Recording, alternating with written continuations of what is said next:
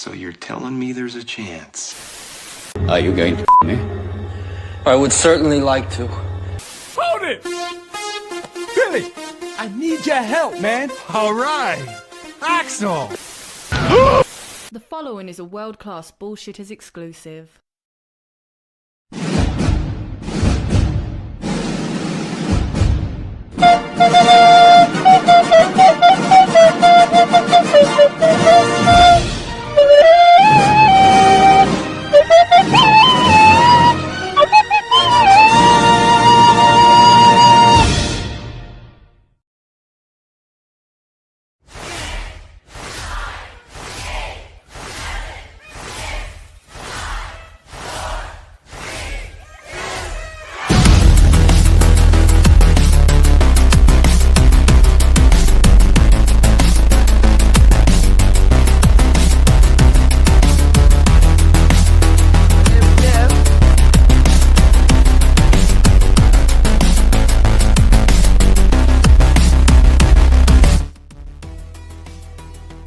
World-class Bullshitters live on a Tuesday night. This is the Tuesday Takedown. And tonight, I'm joined by a co-host from another universe. One where he thinks that Richard Donner is still alive. All the way from the Ripverse. Say hello to Andy Andrew. I'm catching strays and I ain't been here for 35 seconds. Yeah, that's true. You are, but what do you expect? That's rude. Tuesday night. So, folks, I realized I didn't introduce myself, but if you subscribe to the channel, you already know who I am. But I'm your host, G.M.P.C, and tonight we're going to be talking about all sorts of stuff in the world of pop culture. This is not an Odyssey episode. It's just a catchy title card. No, all joking aside, we'll get to all that and a whole lot more. Folks, we have a big show planned for you because it's been 3 weeks since we've last been here, and I have missed every week we haven't been live. But we had travel issues, timing issues, scheduling issues, and this week we said, screw it, no matter who shows up, we're going live for Tuesday night. So, folks, thank you for joining. Hit that thumbs up button on the way in and join me for all things world-class here on this channel each and every day. Now, if you haven't checked out today's video on the new Spaceballs poster, check it out. It's not really a comment on Spaceballs. Is Spaceballs in on the joke, or is it the joke? Watch the video, find out, and tell me down in the comments below what you think. But tonight, we're going to be talking about Lord of the Rings. Yeah, that's actually happening. This Warner Brothers Paramount merger, and, of course, the Odyssey, and a whole lot more. But before we start any of that world-class content, let's start saying hello to all of our wonderful guests in the chat. We have superfan Adam Shawhan, the first member of the WCBS Hall of Fame. So, folks, if you haven't seen that episode, go back into the archives if it's still live for everyone and check it out. Superfan Adam Shawhan's been a fan for a long time, and maybe you can become a Hall of Famer. All you got to do is hang out on the show and be a part of WCBS. But we are not only saying hi to superfan Adam Shawhan. We have my great that's great. Hey, how you doing? We got Micro Cool. We got Kaiju Expert Al, of course, Clone Geek. We have Ramy Butler, Nathan Simmons, Shrebbles08, and a whole lot more, like Fun University. So, folks in the chat, thank you very much. Keep those comments coming. We're going to be paying attention to you guys all night long. Now, Andrew, we're going to get to the word of the day in a minute, but we're going to let Script get here first. I wanted to bring up something. Shrebbles08 says, hey, Andrew, Sam Neill died. Now, I'm hoping that you were aware of this news when it happened yesterday, correct? Yes. Yes, I sadly was. So I woke up to the news, and my first thought was, oh, man, Sam Neill, because he's just a good actor. He's a guy everybody seemed to like. And I didn't know if you knew this, but he was almost cast as James Bond, and there's a screen test of it. Have you ever seen learned that today. I haven't seen the screen test, but I did hear about it today. So I'm going to show you an image. I'm not going to be able to play it for copyright reasons because we got dinged really hard for that chest hair skit we played. So we have to be extra careful with YouTube and their new rules. But here's a picture of that. Of course, he's legendary for Jurassic Park. He's known for Event Horizon. He's been in countless films, and he seemed like a pretty cool guy all around. But I always look at him as a what if. What if he was James Bond instead of Timothy Dalton? And, I mean, I like T-Dalton. He was great. But I wouldn't have been mad if Sam Neill played James Bond at some point. What's kind of crazy is, like, facial structure-wise and the way his hair is here, you could really honestly believe he's in, like, similar or same continuity to Frickin' why am I completely retarded today? Connery, yeah, Sean Connery. Like, he has a similar look in his eyes, similar look to his face. I think he could have pulled it off. And like you mentioned earlier, he's a genuinely good actor. He's got actually pretty wide range to his acting chops. So that would have been an interesting what if for sure. Oh, absolutely. Ladies and gentlemen, we have another what if. What if the one, the only Mr. Aaron Sparrow joined us live? What's up, Aaron? Hey, how's it going, gentlemen? Pretty not bad. Yeah, it's an exciting night, man. I told Andrew in the chat earlier, like, I missed you guys the last 2 weeks, so I got 2 weeks of pent-up energy. There's something to do on a Tuesday night finally. So I'm in a really good mood this week. Like, everything is I mean, Supergirl has bombed. Moana has bombed. I'm hopeful that the Odyssey's gonna bomb. Like, it just looks like everything is like the universe is finally kind of like trying to right itself. It definitely has felt like normalization has been happening for the last few months. I'd say 2026 has kind of got us back on track for normalcy. Like, Star Wars shit the bed. People are waking up to garbage entertainment, but quality stuff like Project Hail Mary is rising above. So, yeah. Although I do think there is a danger with stuff like Project Hail Mary. You'll see it in Project Hail Mary. You'll see it in the new James Bond game. What they're doing now is they're not backing off of DEI, but what they're doing is they're like, fine, you guys want your white male leads, you can have them. But everyone else in the film will be a diverse person of color, and they'll all be smarter than the lead. So, like in Project Hail Mary, yeah, you got Ryan Gosling. He's the affable, kind of goofy white guy, but he's not as smart as all the people that are going to send him into space, who are all women and people of color. And then the James Bond game, you start it up, and what's the first thing you run into? You run into like a female chess master. You run into, you just start running into people that are like, okay, well, we're going to populate everything with all of the DEI hires and put them in roles that, like, oh, here's a female inventor / scientist to go along with all of the female inventor / scientists that exist in real life. So you're telling me I dodged a bullet by having a hiccup with that James Bond game, and I've never purchased it. So. Yeah, it's also really dumbed down gameplay. I played it at a friend's house. I didn't get like too deep into it. I actually just played it over there today. I went by to drop some stuff off, and he was like, "Hey, you want to try out the new James Bond game?" And I was like, "Sure." And I gave it a few minutes and was like, "Yeah, I'm good with this." This is the best comment ever. Female chess player, did we lose the war? Wow. That's wild.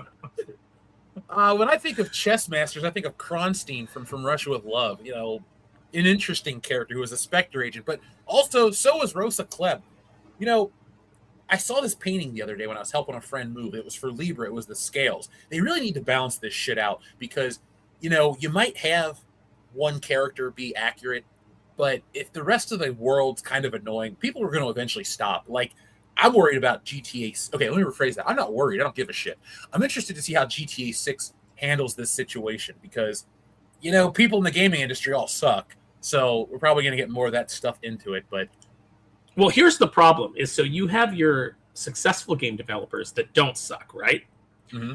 But when these other AAA developers go under, and then they hire cast-offs, the activists who infected that company and brought it to the ground, and then those people get filtered into the more successful games. It's just the parasites just kind of like trickle off to other hosts and start infecting them until they kill off that host as well. So it's something to be wary about. It's like I watched The Queen's Gambit and I enjoyed it. Just speaking of female chess geniuses, it was a fine movie, and I'm not saying that that you can't have women in roles like that. I'm just saying that, like, when it becomes so obvious that your brain, it's like the Red Letter Media Mike saying, you didn't notice it, but your brain did, where you just start to go, something here is off. Like, I loved The Sheep Detectives. I thought that was a fantastic film this year, a lot of fun. Same. But when you're watching The Small English Town and you're like, this is a very diverse small English town, and then you just kind of like roll your eyes, or like in the How to Train Your Dragon remake, where not only are there, Vikings of color, so you're already going, okay, I know why these are here, but then they have to take a moment to say, and you from the something Isles, and you from blah, blah, blah, and you're like, okay, now you're over-explaining it So Yeah. whereas before I just rolled my eyes, now I'm just actively groaning. Vikings of Color is our new punk rock band, Aaron. Like, Oh man, yeah, Andrew, that'd be cool. Can you be the drummer? I'll play bass. Aaron, you sing. You got that All right. energy. All right, I'll grow my beard out more, and I'll get some of those braids in it. Yeah. Nordic rock. We're bringing it back, folks. As soon as Script Doctor gets here, I want to share something with you guys, everybody watching live, because we always talk about stuff that's crap, but I found something that's, put it like this. I had an Andrew-sized hole in my filmography there was a film I had never seen, and I finally saw it, and it changed a lot for me. So we'll talk about that in a minute. We're just gonna slide past the fact that my name was used as a pejorative. Anybody in the chat find that offensive? Press 1 if you do. My God in heaven. Well, look, let's get to the word of the day because it comes with a fun button, but you're talking about some of this diversity stuff. Well, our friend Andy Serkis has said a few things that might ruffle some feathers, but I want to hear what you guys say because, again, it kind of points to normalcy this way, 3 miles, so we're real close. But since you guys have been on the show, we have introduced a new $10 button. Every time we get a $10 button, this video has to play, mainly to troll Dion, but it's kind of unsettling. So, folks, we'll get to the word of the day in just a minute, but here is your button.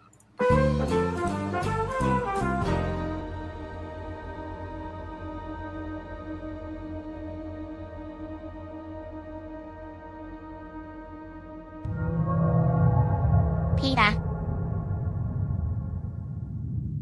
The horse is here.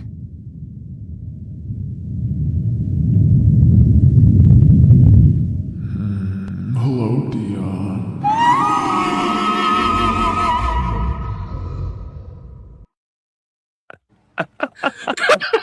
That's great and unnerving. I'm glad I get the approval of you guys. Dion walked out when I pressed it, so. I bet he did. That was the only one I put that much effort into. So have we ever established in the lore why Dion fears horses? Oh, yeah, I know the answer. It's silly. Because Christopher Reeve was paralyzed by a horse, and if a horse can hurt Superman, a horse can hurt Dion. That is literally the answer he gave me. But a horse didn't hurt Superman. A horse hurt Christopher Reeve. I know, but a horse, Superman, Christopher Reeve, same dude, man. Put on the glasses, fly, whatever. It's the same guy to Dion, but that is the reason he gives. And then mannequins is just like, I don't like them. So, I mean, when I was a kid, I was I saw my uncle get kicked by a horse in the stomach, and I also was on a horse that somebody let go, and through no fault of the horse. Like I was sitting on the horse's back. We had 2 horses. We had a male horse. We had a female horse. And I was sitting on the male horse's back, and the person, I can't remember who it was, but they unhooked the tether, from the bridle, and he turned and ran, wanting to go see the female horse. It's like he was excited to get back to her. So I was on the back with like no saddle and everything, hanging off the side, holding onto the hair, like onto the mane, just watching like these thundering hooves, which seemed like forever before I finally was like, my feet hit the side and I pushed off and like landed in the mud and didn't get trampled. But, then he ran off and I like knocked the wind out of myself, which was pretty scary as a kid. But like, I'm not scared of horses now. Like I wasn't even scared of horses a week later.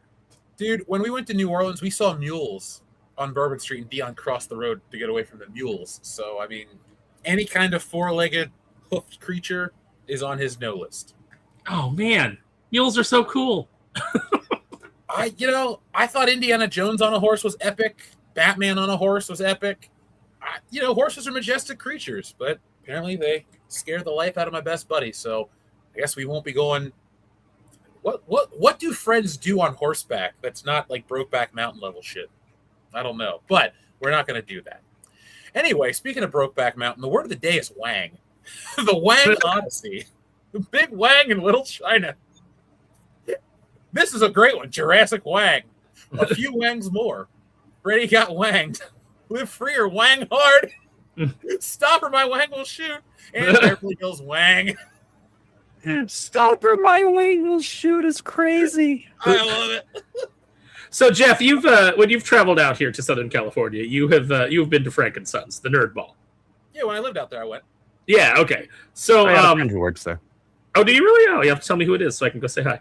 So when you're driving to Frank and Son Collectible Show, there is a lot of billboards for James Wang Law. And so the running joke has become, it's just an Asian guy that's up there, James Wang, But the joke has become that his name is James, but the way the sign is set up, he practices Wang Law. So it's like, you can just imagine the commercial. Hi, I'm James. Did you take it out at a park in front of some children? Hey, call me. I defend you. I'm James. I practice Wang Law. It's better than Bird Law. My God. I know, right? I clearly missed out on some quality California entertainment. That's right. It's dumb shit that we say to entertain each other. Oh, believe me, there's a lot of dumb shit in that state. I lived through a lot of it. But, yay for In-N-Out Burger. I got one of those less than 5 minutes away. I got one about 5 hours away. I can go down to Tennessee if I really want. But they opened a Shake Shack near me, so I'll just go to Shake Shack instead. I've got Shake two pretty good. I've got two within 5 minutes, depending on which direction I go. Yeah, but there's not a homeless person as far as the eye can see where I currently live. Yeah, I mean that's fair. And you got to pass some either way to get to the In-N-Out Burger. Dude, when I lived where I lived, you had to go out on the main street, and then you would walk. It was just like 2 or 3 blocks. It wasn't a long walk, but there was a long stretch of where there used to be a house or a building, and it was a lot with a fence, and it smelled like pee. So good luck to everybody out there, but that's no longer my problem. Keep your wang to yourself. Yeah. Overkill 161, bringing in more Wang titles with Hong Kong Big Dog Theater presents the Wang and the Beast, the Wang King, Wang Aladdin, the Wangwa featuring the Wang. I mean, Rock. 14, please. I'll get your button in just a second. Since you brought up the Rock, and I'm wearing this shirt, I don't know if you noticed it, Aaron. Oh, I did. I just randomly had it. I went out to dinner. I was like, I'll just wear this shirt. But just throw that on before or after seeing the live action Moana. I still haven't seen that. I haven't seen the last 2 Fast and Furiouses. I haven't seen Hobbs and Shaw. I haven't seen Hobbs and Shaw was fun. I saw 2/3 of Hobbs and Shaw. I got to like 2/3 of the way through, and I was like, "Well, I'm full." Yeah, I don't care. I don't care what happens. I haven't seen the last 2 Fast and Furious movies, though. I'm just like, I'm over it. Have you ever seen the interview with the 5-year-old that writes the Fast and Furious movies? No. There's this great comedy bit. It's like, we're here with the writer of the Fast and Furious franchise. It pans over, and it's like a 5-year-old kid. And they're like, what was your vision for this? And he's like, I wanted the cars to go fast, and I wanted there to be explosions. Right. Just 5-year-old play with his Matchbox or his Hot Wheels and saying, and now they go to space. Right? Yeah. Yep. Like, that sounds like something a 5-year-old would do. I was actually friends with the dude that approved all those movies. He was my neighbor. He would tell me everything about well, not everything. He told me a lot of stuff, but I'll never tell it on air. But long story short, he's always said that The Rock's a cool dude. Most people seem to hate him. I wanted to ask you guys this, since you guys have your finger on the pulse of entertainment. Is it the lies that caught up with him? Are they mad about the Hawaii thing? Or is this live action Disney shit in the bed finally? It's probably a little bit of all that, but also, like, let's be real. The Rock has, as much as I love him, he's never been much of a box office draw. Certainly not as, like, the main guy. He started out with The Scorpion King, which was a hit. But the next 2 were okay. I think they're actually pretty decent movies, but they weren't big hits. I like the Rundown a lot. And that was solid. Yeah. Gridiron Gang was good. It was really when The Rock did The Tooth Fairy that his career shit the bed and he became a joke. That good Get Smart movie came out. That wasn't very good. And then Southland Tales, that's one of the biggest pieces of crap ever made. And then we finally get to, like, G.I. Joe. He gets this career resurgence because he comes back to wrestling. But I think that it's more him than it is Disney live action. But I hope that The Rock is single-handedly the dude that kills Disney live action movies, because they're terrible. That would, ironically enough, that would make him the people's champ. Yes, it would. He beat Triple H. He beat Stone Cold. He beat Hulk Hogan. Now he beat Disney. The Rock has not had, realistically, The Rock has not had a hit since he came out and endorsed Biden in 2020. When he got political, that was pretty much the end of him. because people got resentful of it, and then he tied himself to a bunch of things like the Hawaii, like appearing with Oprah as part of that Hawaii scam, the lying, getting caught lying multiple times, the bad reputation coming out on set of like just keeping everybody waiting for hours and hours. Like he's just had a lot of PR disasters, one after the other, and I think it's because at some point, like even CM Punk tells a story about like when he had to wrestle him. And then he goes to meet with him to like discuss it. And he goes, and I'm used to it just being like, two wrestlers sitting in a room. And he goes, but Rock's got all his like PR people there, like who are going to weigh in on it. And he was like, and I was just like, can we just talk, just you and I? And, like who are all these people?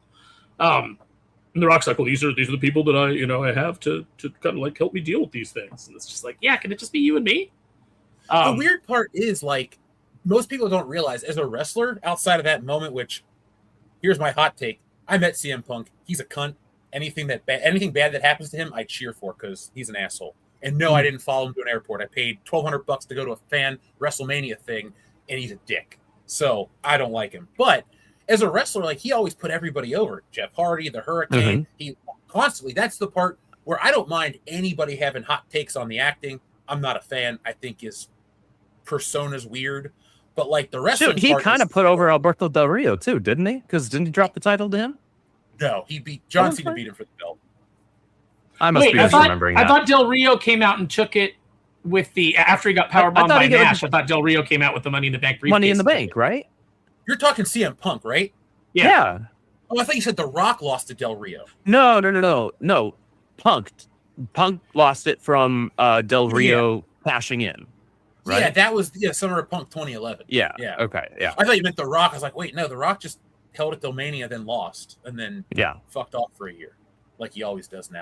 No, but I find it funny. I love to have these conversations online on Twitter. You can follow us. But I wanted to know what you guys thought because I want to know if he'll go the Will Smith route, where Will Smith. I think he's already done. I think he's cooked.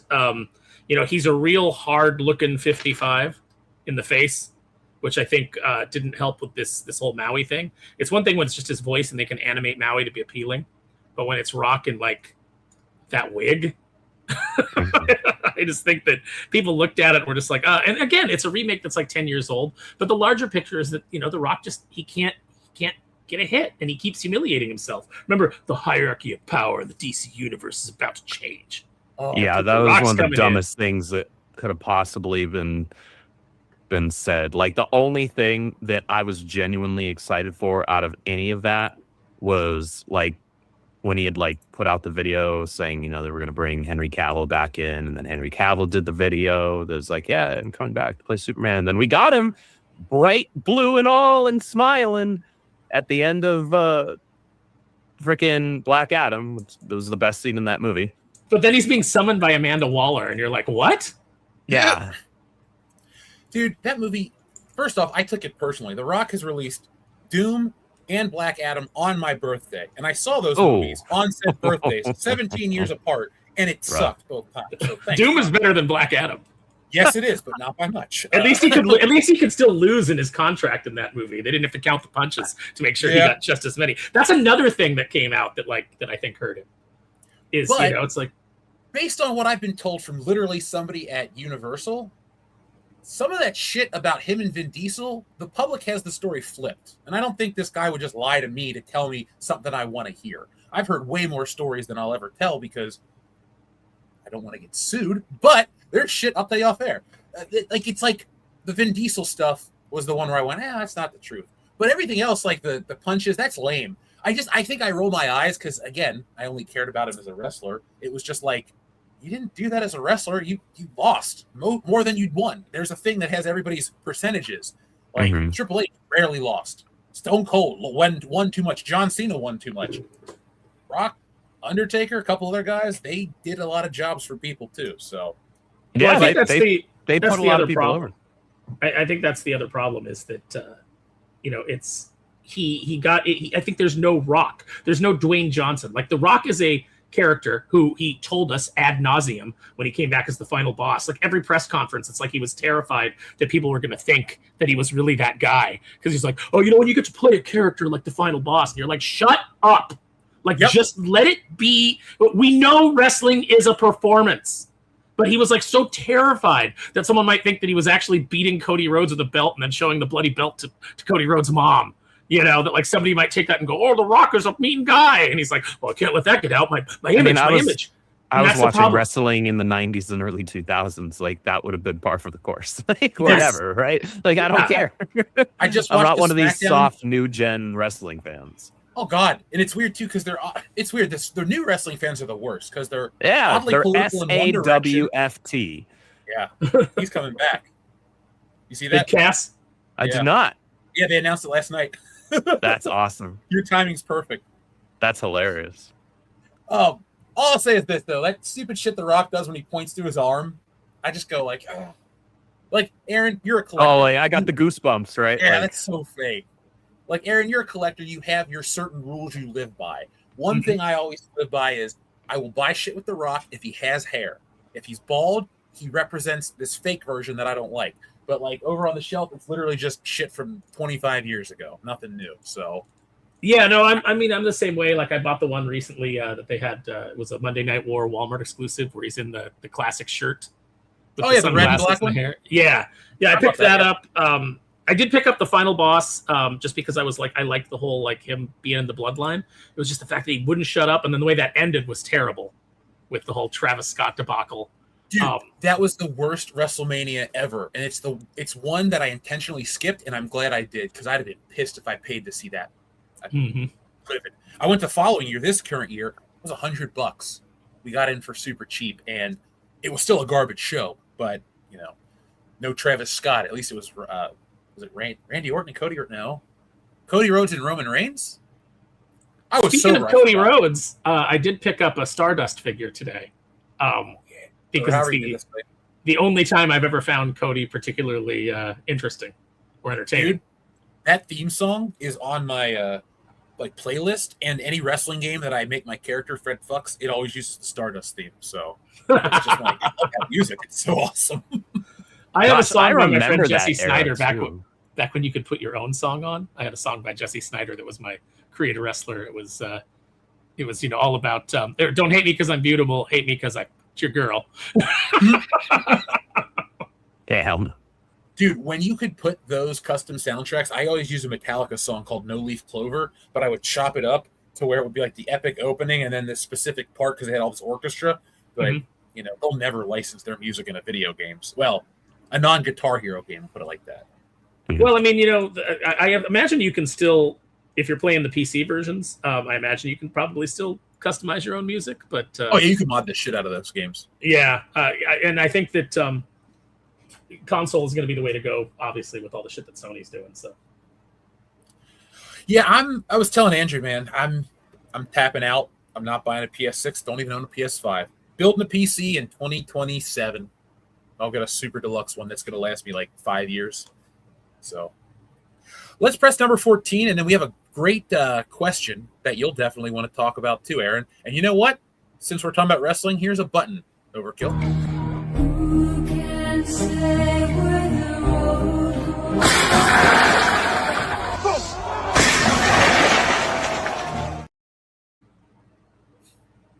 Andrew, your face was in frame. You're like, oh! That's how you lose an eye, man. Yeah. That is giving 0 Fs is what that is. Yeah, it's kind of dumb if you ask me. I enjoy. It's pretty dumb, yeah. Same with like when they, do the stuff with like the thumbtacks on the mat and all that. It's like, okay, like I get it. You're probably juiced up right now to try and not feel that. Dude, Dixon Cider, shout out to him. The Rock Benoit his career. Just say. Damn. Look, I mean, and you kind of love to see it because at one point, like I was all in. I liked The Rock. And now I say I like The Rock. I just don't like Dwayne Johnson. It's just he's so manufactured and so fake, and that's like kind of what the lies kind of brought out is the fact that everything. That's why online I always call him Dwayne the Brand Johnson because he's not a real person anymore. He's a brand surrounded by people who he's like, well, what do I do? What do I do? What do I do? And he listens to the wrong people. I'm sure it was them that told him, you got to come out. You got to be political. That's what people are doing now. It's his ex-wife. That's literally it. Yeah. Like, Jesus, man. Like, why would you have the woman that you left run your life and her brother? Like, I read his That book. seems like a horrible decision. Well, it's made him $1 billion, so I guess that's all he cares about. But like, I'm trying to come up with something. Like, I'll say it like this, folks. I like the wrestling, and that shit's still cool to me, the old stuff. I just don't care about the other. That's it. Rock, sorry, dude. If you're cool when I meet you, though, I won't care about the other shit. We had another message from our friend. Is it Kalo2456 says, catch the Hasbro San Diego Comic-Con exclusives being advertised? I have. Gem in the Holograms times Transformers makes me angry. 15 years ago, Clone Wars Ventress would have sold. I haven't seen the other stuff. I've just seen that Spider-Man 3-pack, and I will be on my computer waiting for that stupid Spider-Man cartoon pack to go live. It's all because of the lizard, right? It's because of the lizard, right? With his weird lizard face. Who's in the 3-pack? It's the 67 cartoon, and it's Spider-Man, Lizard, and Doc Ock, right? No, Spider-Man, Lizard, and Electro. Electro, that's what it is. Okay. But it's the 60 cartoon version, so like there's a really weird head sculpt that matches the cartoon for Lizard, and if you get 2, you can do the Spidey pointing meme. Which I get that people like that meme. I'm not here to shit on it. I don't like that meme enough that I would actually buy multiples of these toys. Like, I'll get this one because they've never made a 1960s Spider-Man figure, contrary to popular belief. The first Spider-Man figures from like those little bitty ones, but those don't count. And then the Mego is the first like articulated one. That's from the 70s. But, and that one's well worth it. If only because, I read Twisted Toy Fair Theater and he was. Thank you. That's what I was going to bring up. That was the shit right there. Oh, okay. And it's an actual Legends. Okay. Yeah. Let's see if I can find the whole pack. Yeah, here's a picture of all of it, Andrew. Andrew, I'm sorry that I didn't think of it when I saw that Kid Flash the other day. Dude, I was literally just about to mention that. You made me so jealous when I saw that because I was just scrolling on my phone and I passed that and I was like, oh, McFarlane Kid Flash. Wait, that doesn't look like the one I have because he put one out 2 years ago or a year and a half ago. That's the Christ Lesson on Infinite Earths one. And so it's when Wally's a little older, and is a little bulkier. And I'm like, that does not look like the McFarlane Kid Flash that I have. And that's why I asked. I was like, is that one new? Because the sculpt looked completely different from what I have. And I had no idea that one had come out. So now I got to figure out how to get one of those because I've been grabbing all of the Flash family figures put out by McFarlane. I would have grabbed it for you. The only person that's been putting out characters that nobody else does. Like, I've got freaking Max Mercury. He put out Jay Garrick. He put out Impulse. Like, he's put out. I'm just like holding out hope that I get like a Johnny Quick, and a Jesse. That would make me really happy. But for all that, he still has not. No company has ever put out a decent selection of the Rogues. Nope. Not Andrew, if you send me a picture of what you're looking for, I'll be going out to film some stuff this week, so you can tell me because I'll be looking at my stores. I don't know if it's a Walmart exclusive, but that's where I saw it. Okay. I got quite a few Walmarts in my area. Shut up. Sorry. We are doing well here, Fox Hills. Thank you very much for asking. But yeah, I haven't looked at other Comic-Con exclusives. I will. I'm not that pumped for Comic-Con this year. Like, some years I'm really excited. Like I kept up, like, oh man, I can't wait for what they're going to announce. Excuse me. But this year, I'll watch it. I'm doing other stuff. The panels never interest me. It's all fake shit anyway. They're never funny. Like, it's kind of lame most of the time. And Marvel's going to just come up with their Hall H bullshit. Oh, look at the Avengers, how great it is. Were you guys pumped? Did that poster get you excited? I just looked at it and went, okay. When I stopped kind of like caring about it. So I was part of the committee for San Diego for years and years and years, over 20 years. I was working for that con. And where I finally just like got fed up was you would go to the meetings and everybody there was kind of like ensconced in their position. They had long ago lost touch with anything in the industry. But because they were all people who like had never been involved with anything that was perceived as cool, they were like determined to like hang on to this because it's the one thing they could talk about that made them seem cool. but you could never get anything past them. You're like, hey, I got some ideas for some programming. You're like, here's some up and coming stuff that is catching on and getting popular. And it was always like, no, I don't think we're gonna do that. And then what would they have? They'd have like more panels. It's like women in comics. There's like 6 panels for that. There's like 12 panels for LGBT in comics. And it's like you used to just have a couple, and like you'd get a decent turnout because there was just a couple. But instead you got a bunch of them now, and like 4 people show up to each one. Or they'd have the panels where it was like editing comics the Boom way. I was at Boom at the time as an editor, and I was not interested in that panel. And they were probably wrong too, weren't they? Yes, exactly. It's just they put on these dumb panels, and every year it's the same. Like, so I'm like, hey, let's bring this guest. They're hot. They're like, hey, it was the 25th anniversary of the Disney Afternoon, and I wanted them to bring out. I ended up bringing out Jim Cummings on my own expense for the panel because they wouldn't bring out Jim Cummings. Meanwhile, they were having things like, we should guest Mimi Ledger, this year, basically like bring her out, pay for her to come out, put her up in a hotel, pay for everything for her. Mimi Ledger, she worked on a couple episodes of the first season of The Simpsons. And I was like, yeah, that's cool, but is that going to put an ass in the seat? No. You could have got Eric Stefani, brother of Gwen. People would have come to see that dude because he was in No Doubt, and he worked on The Simpsons in the first season. There you go. Like, do people... I could have gotten the guy for your plumbing and heating needs, Jack Steffen. Yeah. I don't know if you were in California at that time. You're probably too young for that, Jeff. But there used to be these commercials where it'd be like, for plumbing and heating, call your man, Jack Stefanovich. And then he'd turn around and he'd be like, Steffen, Jack Steffen, we're in the white pages. Can you get Fred Garvin, male prostitute? Because that'd be Fred Garvin, male prostitute. We could get Mr. Whipple. Sorry, no, look, Aaron, I only lived in California from 2020 to 2023, so. Oh, yeah, so you even missed probably like Cal Worthington and his dog Spot, I was there from 95. No. Yeah, 95, and then left in 2018, 2017. One of the two. So you were there in 95 when you were born, right? And I was born in 88, jackass. I just imagine you like I'm like Andrew's like 23 years old. I wish. No.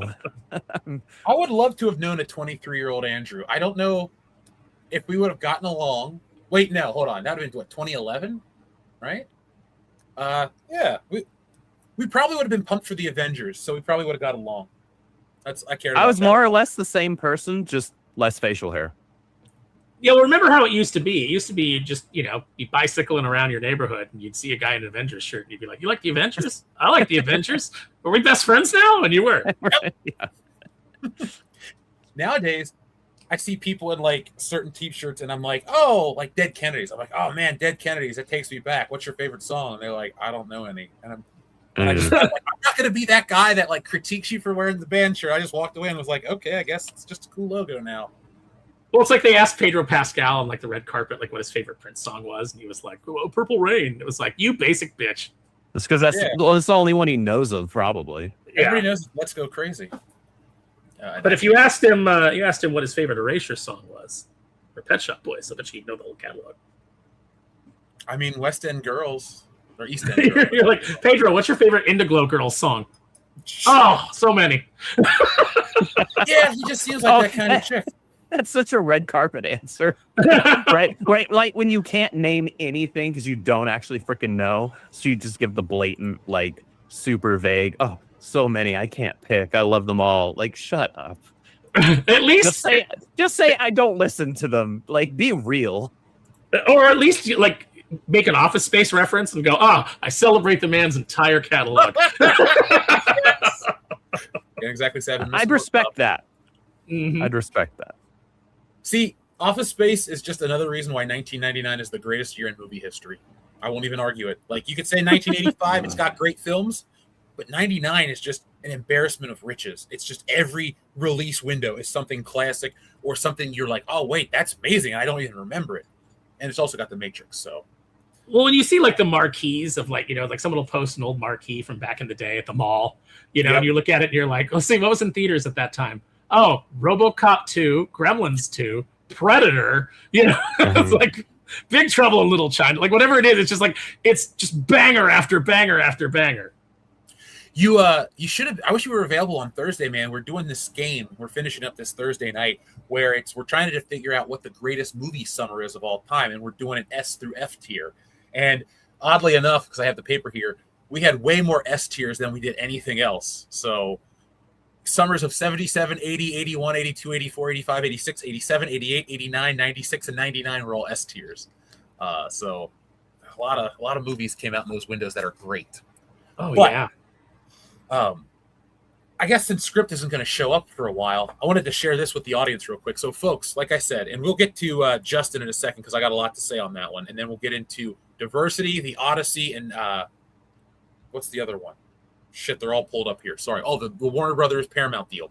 So, folks, I know I said I had an Andrew-sized hole in my filmography, and I decided that I was going to blind buy a film that I had heard about, I had seen clips of, and I assumed I would love. And it even sounded like I had seen it, even though I had only seen clips and stills from the movie. And it was a little movie called Videodrome. I bought this on 4K. Hell yeah. This, in one viewing, has become one of my favorite movies ever. This is the shit. Andrew, if you've never watched this movie, watch it. You can watch it with Mary. I would suggest you watch it by yourself. Because I watched it and I thought, am I relating? Well, it's Cronenberg, so it's a horror movie, I'm assuming, right? No, not really. I mean, it's more of a thriller? It's more of a thriller because James Woods is the actor in the movie, and he is a Canadian television. He owns his own channel in Canada, and it's like the lascivious channel where they'll show sex and violence and over-the-top stuff. And he is shown a rogue rogue TV broadcast of a show called Videodrome, which is actual snuff TV, but it's not.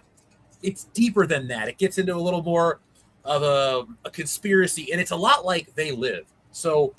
Folks, if you haven't watched it, I can't recommend it enough. I don't know where it's streaming. I just blind bought the 4K because it was on sale, and it's a cool set. The picture quality is perfect. It even looks like a Betamax tape on the container.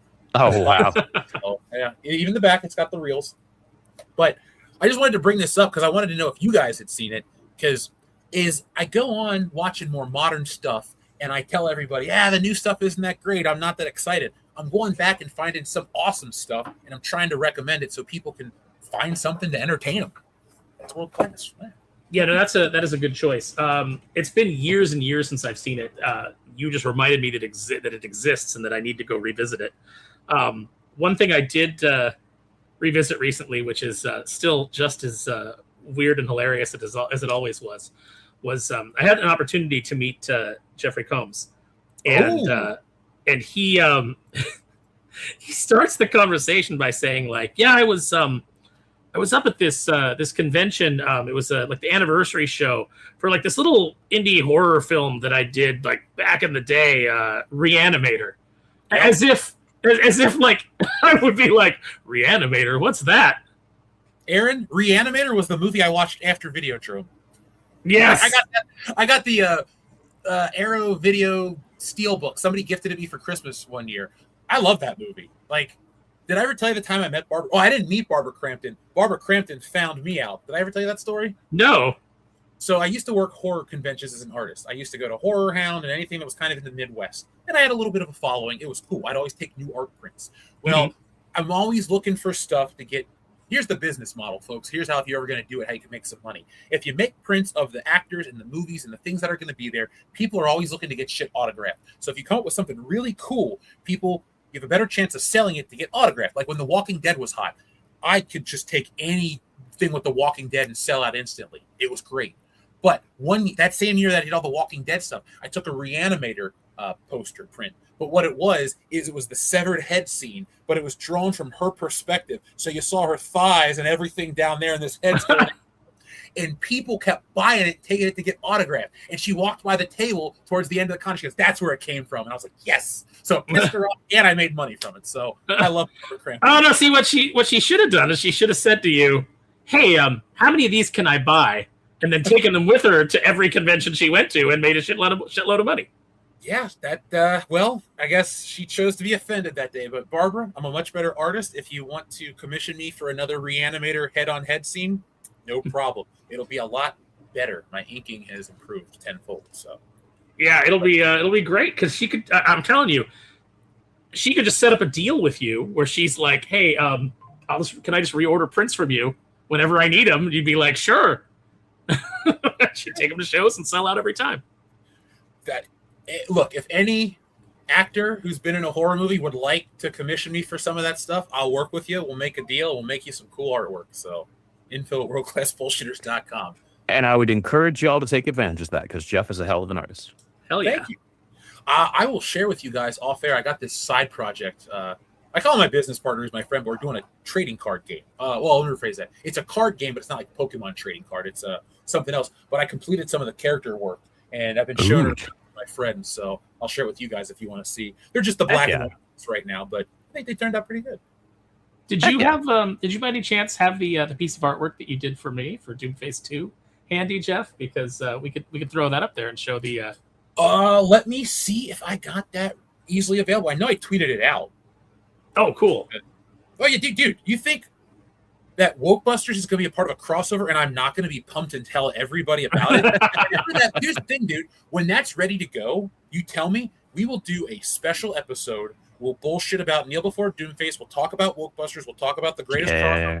The Avengers fought the X-Men, which really wasn't that great in hindsight. So I was going to say, it's probably better than that, because that event was kind of garbage. Admittedly, I'm over the hero versus hero crowd. I'm over it. So over it. Oh, dude, I was over it a long time ago, but I did buy into it. Come on, man. It was, 2011? I was young in college. I'll give them this much. The different, Phoenix Force forms of some of the characters had pretty rad designs. Somebody had fun designing those. I'll give them that much. I'd buy Emma Frost. I'd buy a Cyclops. I'd buy, I would buy the Emma Frost in a heartbeat. In fact, I have an Emma Frost statue over there. Mary got it for me. I don't have Emma Frost on the X-Men shelf. That's the only lady, main lady I don't have. I got Mystique. I got Dazzler, but I don't have Emma Frost. You got Dazzler, but you don't have the White Queen? I got some purple lady, and I got one that looks like Jubilee, but she's got blonde hair. Aaron, you'll know the character. I just don't know you'll know the figure. She's got a pink jumpsuit on, green glasses, a purple vest. Boom boom. Yeah. Boom boom. Okay, I bought her. I got Polaris, but no Emma Frost. I guess I hate blondes. No, the only reason every time I see that Boom Boom, it makes me want Sienna Blaze, but they've never made a figure of Sienna Blaze. All right, so here we go. I got the image pulled up. Hold on, let me open it in a different window because I do not want to share my email inbox. Sorry, folks, I just don't.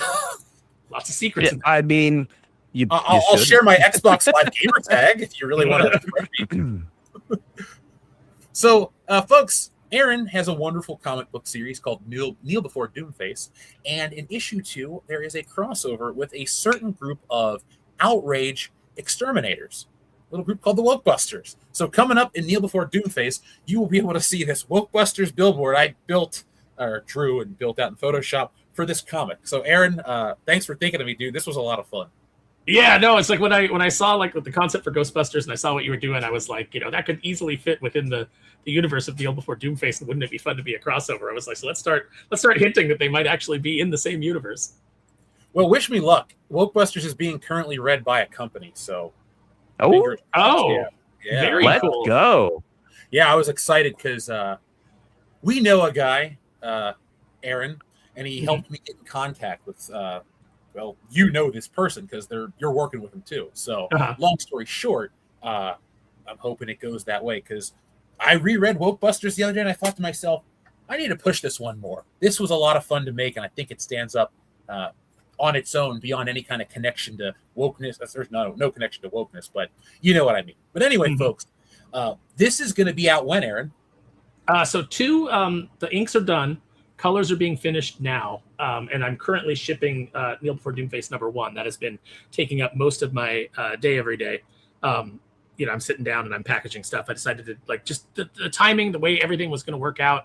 It was like if I send it to a fulfillment house, it might actually take longer, and I'm going to have to coordinate a bunch of stuff. And I'll just do it, and that way I know every single order is being packed with care, and So that's what I'm doing right now. And I'm ready for my Kenneth Rocafort cover. Yeah, I've not gotten to the singular Rocafort covers yet. I'm doing it in batches.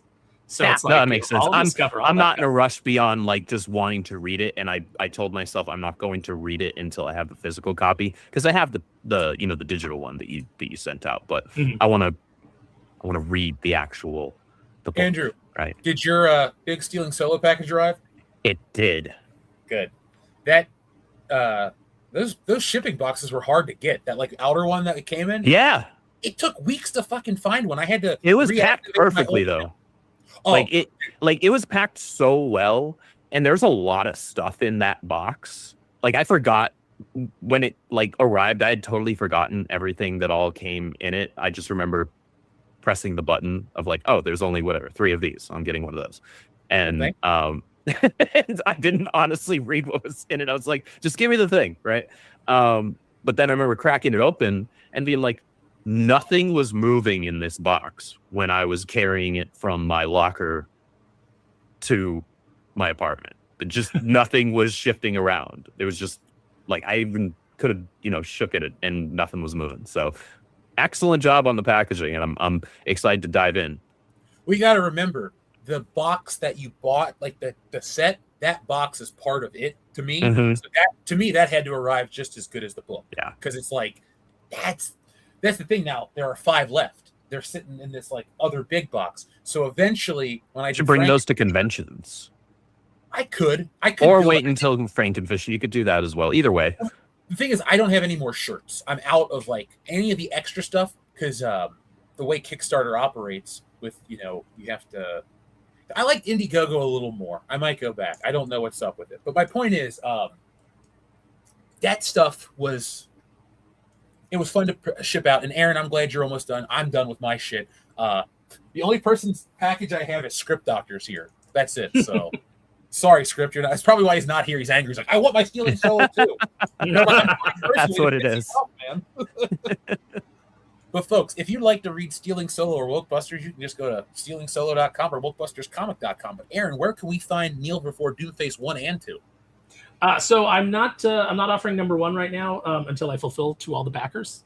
I do have some extras that I might take with me to San Diego for people who ask, but otherwise, I'm making sure that I fulfill everybody before I put anything up for sale. Just because I don't want to be having to do orders at the same time, and I don't want people who order off a website to be getting the book before people who actually backed it. So it's just one of those promises that you make to people when they decide to put down their hard-earned cash to help you achieve a dream. So no, not on sale yet, but as soon as I have some available for the general public, I will let people know. Do you have Shopify stores? Yeah. Have a Shopify store over at kneelbeforedoomface.com. Because I love it. It does so much of the work. This isn't a commercial, by the way, folks. I'm just saying, like, if you're going to you got to understand one thing that I'm trying to do. Sometimes it sounds like I tell you too much. I'm trying to push everybody out there to go make your own books. Go make your own art. Do this yourself. On it. Yes. Support us. Andrew did it. Aaron does it. Script does it. This is probably the only podcast in our sphere or show in our sphere where everybody's created stuff, and we're going to continue to create stuff because you guys want it. There's demand, and it's fun. But if you have a passion, this is your dream, just go for it and listen to the little tips I give you. And if you got questions, you can shoot me a message here. And the only thing I won't do is write or draw your book for you, but I'll point you in all the right directions. I'm sorry. I was going to say, unless they pay you a good amount for it. Oh, you look, I can be bought. Like if you're like, Jeff, I need my book by the end of the year. Yeah. Look, if you say, Jeff, I need my comic book done by the end of this year, and I'll give you $30,000. Shit, you'll have it by the end of September. Like, don't worry. It'll be colored, ink. You'll get a print file. You'll just have to pay it yourself. No, that's not my fee. That's crazy. It's higher. But all joking aside, for that quick of a turnaround, realistically, I would have to, because I got my own team. I don't talk about it, but they're all credited in my books. But like, if something like that happened, I could be on it tomorrow because I got my colorist team. I have a team of colorists ready to work. I got my letterer who lives in another part of the world, but that guy's on it. And then the printing part's not that hard. It's just a lot of trial and error that I've already learned how to, get through. Mm-hmm. Yeah, actually, I mean, I'm really happy with the way that all the books came out from the printer. The only thing that I was unhappy about is so we did like the vintage cover, which was made to it was the Vault of Doomface cover, but it was supposed to look like it was kind of beaten up from like an old book. And when we switched over we upgraded everybody to like a square bound thicker book because we had the ability to do it, and I was like, why not give people more for their money? That kind of like killed the way that I wanted that book to look. So eventually I was planning on reprinting that as a floppy anyway. So when I do, everybody who ordered that version, they're going to get their square bound version, but then they'll get the new version that is more in line with what I wanted it to look like. They will get that for free. Mm. Oh, that's cool. You think I should ever try out doing a floppy comic, or should I stick with graphic novels? I mean, it's not a bad idea, and especially if you decide to go with kind of like regular distribution, and you want to get your work out there like after the fact. I think it's a good idea to kind of do your books, your higher end books for your Kickstarter people, and then once you have enough kind of in the can, and you can offer it out to shops and do floppies, do some scaled down floppies. So the people that back you always get the premium edition, but then the shops can discover you with the floppies. Well, what's his name? Joe Benitez actually does that with Lady Mechanica. So he'll Kickstarter the next story arc, right? Which could usually be from anywhere from 3 to 6 issues worth of a floppy. He'll Kickstarter that, do that, and then like 6 months to a year later, he'll start like releasing the single issues through Image into shops. Yeah. I think Brian Pulido does that with Lady Death too. I just got to come up with something character-based or superhero, because then I feel like, it'll be the perfect book. Because these are like full stories. I couldn't break up Stealing Solo 2 into 3 books. It'd be weird. It'd be like the final book would be 11 pages. I think people would be pissed off by that. So we're not going to go that route. But Aaron, we're looking at so this is getting colored. It's in production. Will this be out around Christmas or early next year? Well, I want to talk about, I want to talk to a distributor about, kind of like taking on, the fulfillment of the book and whatnot. But it seems like they might be booked up through the end of the year. So I might end up doing Kickstarter again, which I kind of don't want to do. But we'll see. We'll see how it all shakes out. There's a lot of stuff in flux right now. Well, you can fly me to you, and I'll help you fulfill in person. I'll send them to Jeff, and it'll be like, hey, are you guys fulfilling books, or are you just going to Ollie's and filming videos? Yeah. We'd never get anything done. We've never met, but I know that we would never be productive, because all we would do is talk about toys, look at toys. You'd probably show me some of the stuff you've been making your photography out of, and I'd be like, hey, dude, look at this thing I've been holding on to for 20 years. So yeah, I'd be going through like your vintage stuff, because I have a vintage collection, but that stuff is all put away, and it's only my newer stuff that's out. So I'd be like, oh yeah, look at this, look at all this vintage stuff. Let's go to the stores that carry all this. And I'd be like, I'm leaving my wallet in the car because I'm not walking out with another Millennium Falcon. One's enough. I don't need to cannibalize this new one for parts. Drew took me to this place called like the Toy Pit or something like that in Indiana. I sent you the pictures from it, but they had like so much vintage stuff that if I could have gotten it onto the plane without having to spend a bunch of money for extra luggage, I probably would have left there with a couple of big play sets. What you should do is, if you're ever in Cincinnati, obviously we're going to hang out, but I got to take you to the toy department. That store's legit. Like, I filmed it once for the channel. Name a toy. Just name something. It's in there. Like, they even have one-up prototypes from, not even one-up prototypes, they had one-up figures, like from Hasbro, like the old James Bond Jr. line. They got the big wax wooden sculptures that are hand-painted. And I'm like, what the hell? They have all this cool stuff there. So you will go broke in that store if you do not watch yourself. I could wrestling figures. I could easily do that. Like today, I went into Ross to get something for the kitchen. And, I'll swing by the toy aisle. Why wouldn't I? And they had from the current Teenage Mutant Ninja Turtles, which I cannot stand, the Seth Rogen Turtles. But they had like this cardboard play set that's like it's like a briefcase, and it comes with 2 figures that I don't want. But it was like really cheap, and it opens up into like a diorama. And I have been setting up like the action figure city, and I'm like, I could work that into the diorama. And so I picked that up, and I bought that, and I bought Stardust today. Those are my 2 purchases. I don't have any new figures. I've just bought movies lately, but I'll eventually get to. I think He-Man was the last thing I bought. Well, no, hold on. I did buy this at Ross Dress for less. I got a Batarang. So. Oh, cool. Yeah, that's a good show. Let's check with the audience because we had another message about the Rockstar. Then our friend Rod Thunderheart is here. We don't want to leave Rod waiting. Thank you, Rod.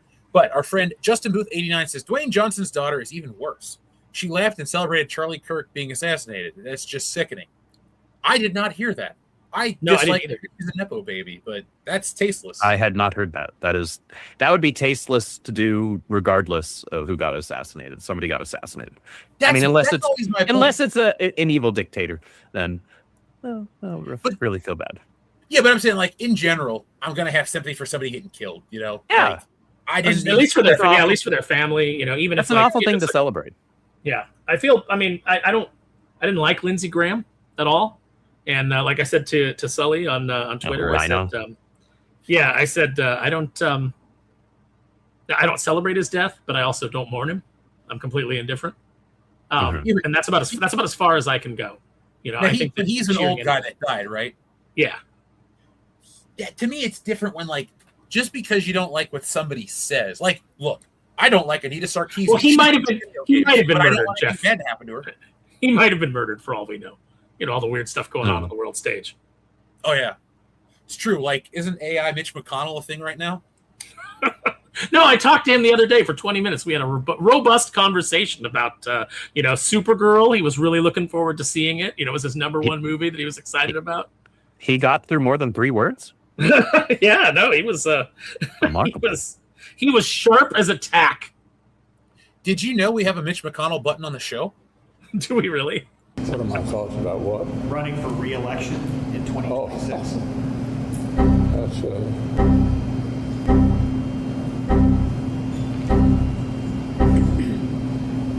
Did you hear the question, Senator? Running for re-election in 2026? All right, I'm sorry, you all. We're going to need a minute.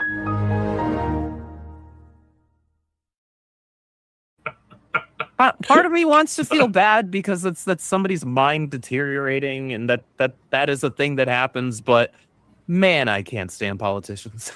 No, and also you have to laugh at the farce that, like, this person is still in office. Like, how is this even possible? Yeah, there needs to be. I'm not saying there needs to be, like, age restrictions, but there at least needs to be competency tests.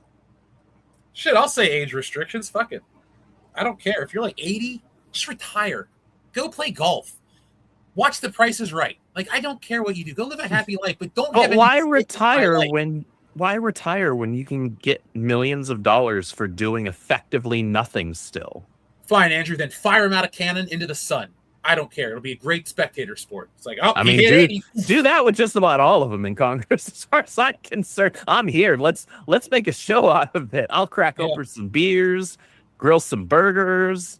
You know what you do is you take all of them and you set them up at the National Mall in, like, stocks, like the like the Pilgrims used to hold people.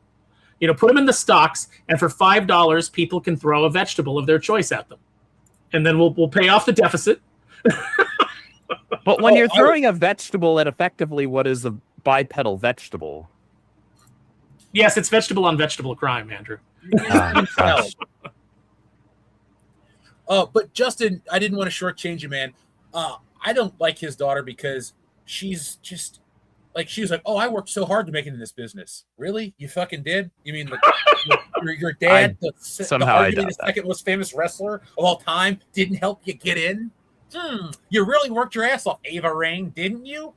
And then you walk out, "Oh, it was so much for that." But fuck off. Like, look, I wish my dad was some famous guy that I could just say, "Hey, Dad, I don't really want to do much with my life. Can I cash in on your fame?" Okay, no problem. Who wouldn't love that life? Sure. Yeah.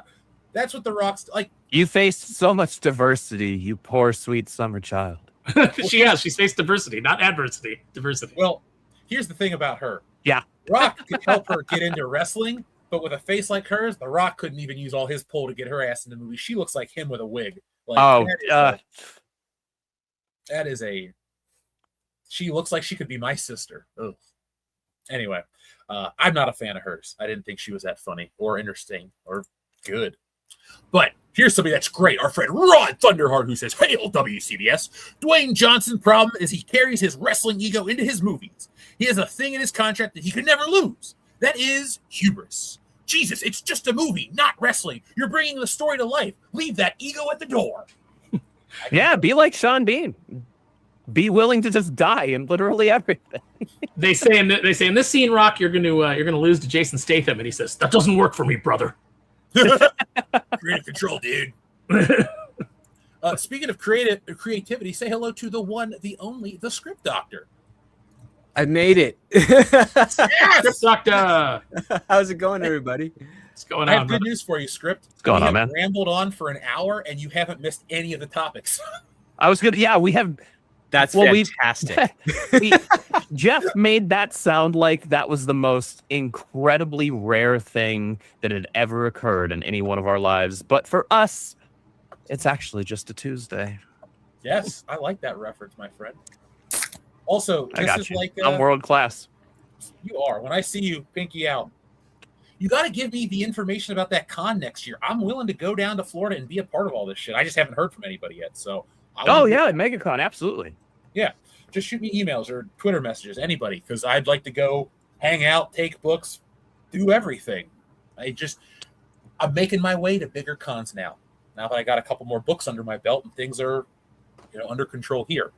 Rod, like I was saying a second ago too, it's such a weird place for me to be because it's like, as much as I like old wrestling and I'm watching it currently every day when I'm on the bike, and I'm still like excited, like we're a week away from SummerSlam year 2000, and I'm like, oh man, The Rock versus Kurt Angle versus Triple H, this is going to be great. Yeah, I can still feel that excitement when I turn on the old games. I'm playing, my matches. I'm like still feeling like a kid, looking at the toys, still remembering what it was like. But man, it's like I'm a different person when it comes to the movies. Like he could show up at my door and say, "Hey, do you want to go watch the Smashing Machine? How do you know where I live, Rock?" And no, I don't. But will you sign my all my shit? Okay, then we're cool. I heard he actually had a good performance in that. Yeah, but he didn't get. It wasn't a movie I was interested in watching. Personally, I don't think there's a Rock performance I want to watch because it's weird, Rod. You said he brings his wrestling ego to the movie. He doesn't bring the best part of his wrestling persona. Like he's not cool. Like Red One, lame movie. We watched it for Patreon last year. I thought it sucked. I will take this back though. I do like the Jumanji movies. For as much as I hate that Rock. Those are fun. Yeah. Those are fun. And you know what? I'll say it, and I can say this because I've never once in the entirety of my life claimed to be a G.I. Joe fan. I actually really enjoyed G.I. Joe Retaliation. And G.I. Joe Retaliation was a fun movie. It was, as close to G.I. Joe as we were likely to get. To me, as somebody who had no knowledge of G.I. Joe outside of I knew they were action figures, and I had seen the first movie and didn't like it very much because it wasn't good. I saw that one. I was like, The Rock's in it. Okay, hopefully at least he's fun. And yeah, it was fun. It was a fun action flick. I enjoyed it.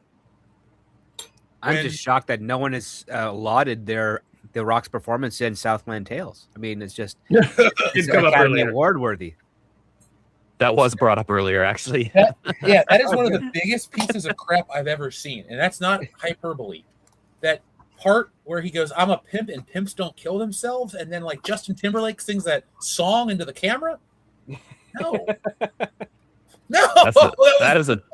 Choices were made. All the wrong ones. Yeah. It doesn't look exciting and weird like that movie Digger. Well, I don't want to say exciting. That just looks weird. I'll watch it though. Have you guys seen the trailer? Oh, the new Tom Cruise movie? Yeah. I'll check it out. I'll have to. Tom Cruise is one of my 3 favorite actors, probably my 2nd favorite behind Jeff Goldblum. So I'm hyped for that. I'm only going to see it for John Goodman though. Like that. I want to see it for John Goodman, who's it looks like he's making fun of like Biden and Trump at the same time. Mm-hmm. And then of course Tom Cruise is just playing the senator from Mission Impossible 1 that he impersonated. That is true. Now that I'm knowing that, I'm not gonna be able to unsee it. Great. You wrote it for me. Thanks, buddy. Okay, so Rod Thunderheart, thank you very much. I'd like to say this though too. Like, I think The Rock. Nah, never mind. That was Smashing Machine. I'm like, maybe one day when he's really old, he'll pull off something that everyone goes, "Oh shit, he had this in the whole time." want him to be. You guys remember the Simpsons episode where they do the stories from Springfield, where they all have different movies? Yeah. I want to see The Rock in a live action version of the Barney Gumble. Don't cry for me, I'm already dead. Jabroni, that would be best. That's I want to see good. him showing up like Professor Frink just as the credits roll. Good news. Rod Thunderheart says, Jeff, do you have a Knight Rider themed button? No, but I could make one. Let me write that down. My buddy is the Knight Rider companion guy, so maybe I'll ask him for some ideas. But the closest thing I have to Knight Rider would be a Magnum PI button. Do we want to see that one? Yes. Sure. Yes, we do. Oh, by the way, Aaron, as I'm going to this, I saw an old picture from a toy store, and it was nothing but a wall of Magnum PI action figures with the little car. I wanted one really badly. Okay, here is our Magnum PI button right here. Guns don't work on Sunday.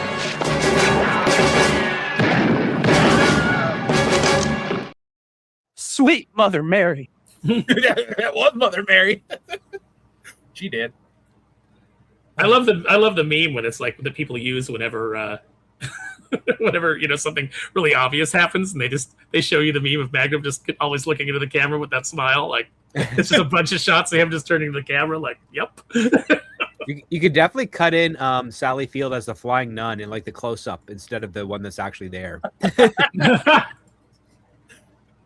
I have never seen a full episode of that show, only the intro. But it's got to be better than Mr. Ed, right? Yes. Okay. A horse is a horse, of course, of course. No, I don't know. I think Mr. Ed is perhaps one of the greatest things of all time. Where does it rank next to My Mother the Car? It's above My Mother the Car, I think. Yeah, definitely. Okay. Munsters is up here. Green Acres is somewhere in between. I Dream of Genie is towards the top. I love that show. Our friend Enrique Vasquez, member for 41 months. Thank you, Enrique, very much. He says, Fuck, Marry, Kill Jurassic Park Edition.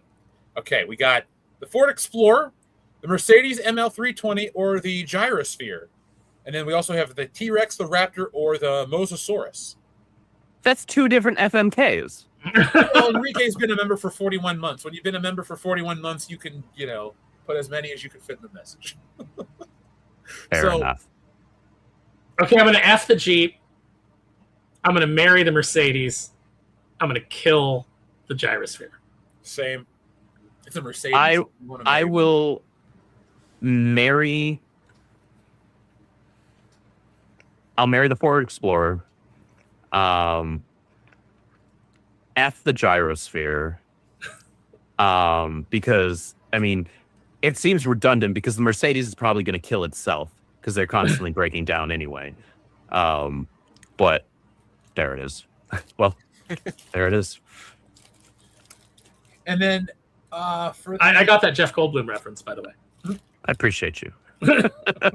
Andrew, speaking of Jeff Goldblum references, have you seen The Fly yet? Yeah, I've seen The Fly with Jeff Goldblum. I haven't seen the original one. Have you seen Earth Girls Are Easy? Oh, yeah, that's what I was going to ask. Earth Girls Are Easy? Have you seen that? Nope. No. Have you seen the original Death Wish, where he plays a rapist in a Jughead hat? Buckaroo Banzai? Oh my God! You got to see Buckaroo Banzai. He says as he chooses food. Well, I just got off a plane and I haven't eaten in 48 hours. Well, he's seen Buckaroo Banzai. He can eat on the show. Yeah. He watched Buckaroo Banzai on the plane, as a matter of fact. 48 hours?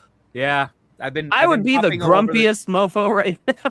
I've literally bounced between Canada and the United States 3 times in the last 2 days. Good grief. Thanks for making it. I'm glad you managed to make it in one piece. Thank you. I'll rank the dinosaurs. I'll fuck the raptor, marry the T-Rex, kill the Mosasaurus because it's all CGI. I think that's mine as well. Wait, who did you marry? I actually agree with that. T-Rex. You married the T? Yeah, no, that's yeah. Yeah, married Rex. You don't want to marry a Velociraptor. No, too much teeth. Yeah. That's the problem? All right, so let's find the Pee Wee Herman button because I don't remember exactly. Plus, the T-Rex has those tender little hands.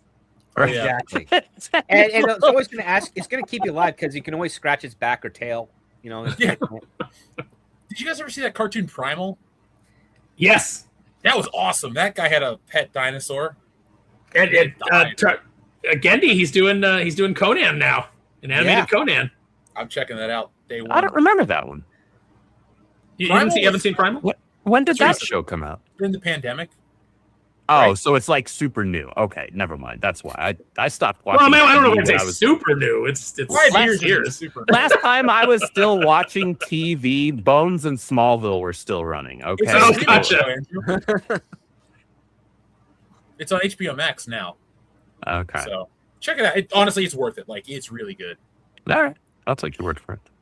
Enrique, here. Oh, wait. I think you want. I'm going to play you both, Pee Wees. Hold on. Just give me a second.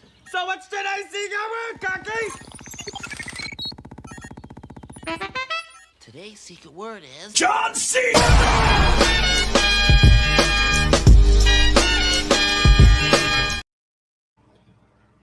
I think it got Andrew. I don't think he saw it. He's gonna take on the Undertaker in a spit swap and makeout match. It's Uber Slam. Oh man, that's a classic. That made me laugh till I cried. Like, that was a good one. That's a classic if ever there was one. Enrique, I think this is the one you actually want. Yeah, that's nice. Go ahead and scream your head off. We're miles from where anyone can hear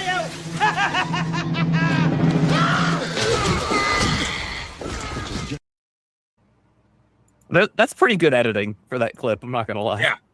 Whoever did that, man, knocked it out of the park. And Rod, do not worry. We're going to play you some Steiner math a little later on. Rod Thunderheart says, hail. Let me get the big way. He says, Dave Bautista in one of his first movies was asked hesitantly to wear, I think, a silly wig or something. He said yes and immediately hammed it up.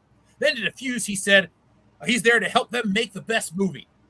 Dude, Bautista is a much better actor than The Rock. You know what we should do, guys, on this show? And WCBS. Maybe we'll do a crossover. We'll pick all the wrestlers turned actors and we'll rank them S to F tier. And we'll like Roddy Piper is going to be towards the top because they live. Yeah. Yeah. The Rock is going to fall like above Stone Cold Steve Austin, but like I hate to say it, for just acting, I'd put Triple H above The Rock because he made this movie called The Chaperone, which I thought was going to suck dick. That movie was actually kind of all right. Yeah. It was kind of all right. I remember seeing that when it came out and being like, why is this movie actually okay? Yeah, Dion and I watched it in college and we looked at each other like, how do we not hate this movie? Right? You feel weird, right? Like you're supposed to hate it, but you're like, it's actually okay. I'd put The Big Show above The Rock as an actor. Yeah, he's Captain Insano. He shows no mercy. Mm-hmm. He was also one of the fake Santas in Jingle All the Way. That is correct. On the deck your halls, bub. Yeah, no, I mean, little buddy. I love Jingle All the Way, dude. Every Christmas. I freaking love that movie. It's still about time. There's this program I use where it'll basically take my audio and it'll transcribe it so I can edit the videos quicker. And it asks what the speaker's name is, and every time I put my name in, it's Turbo Man. It thinks I'm Turbo Man. But unbelievably based. Yeah, I will be right back. Yeah, Rod. Though I got to tell you, man, Bautista did a great job in Guardians of the Galaxy, or just as Drax in general. I thought he was great, even though that wasn't comic Drax. The character was very different. The performance he did for the character that was written was really good, and his chemistry with Mantis is great. So, it was really funny. Yeah, Batista's funny. He's not a great wrestler, and he was a bad promo. It's weird, too. Like, in the world of wrestling, The Rock is better than a lot of these guys, but in the real world, they're all more entertaining. So okay, but Batista was part of one of the greatest promos of all time. When Stephanie McMahon... When Stephanie McMahon actually slapped the glasses off of him and Orton broke character in the ring. You remember that? I mean, I watched it when it happened, but I got to go back. I don't remember that. That was a hilarious moment. I remember spitting out my beer because you could tell that was completely unscripted because Orton, he was in full Orton, and then he just was not. Orton's a pretty decent dude. He was nice when I met him, so he gets a thumbs up for me. I wish I had gotten to meet Randy Orton. He was one of my favorites. I got to meet him at my peak Randy Orton fandom, too. I painted this poster of him, and I was like, oh, let's go meet him. Oh, that's dope. He was cool as shit. He's like, dude, this is a great poster. He like got up from around the table, signed it extra nice. Because like everybody else was getting this generic like R or whatever. But I got the full Randy Orton and the gold marker. Oh, shit. There we go. Awesome Randy Orton thing. Dude, that's Shawn awesome. Michaels, he was cool too. That's cool, man. I technically didn't meet him one-on-one, but I went to a breakfast that the WWE hosted, and Batista was there. So was Raven Simone and Kim Kardashian. It was kind of a weird, like, eclectic mix. What the hell kind of a group is that? So, dude, the reason I bitch about wrestling prices isn't because I have Simone. Well, look, they used to have this thing called Bacon, Bagels, and Biceps. It was the weekend of WrestleMania. It was usually the Sunday morning of Mania.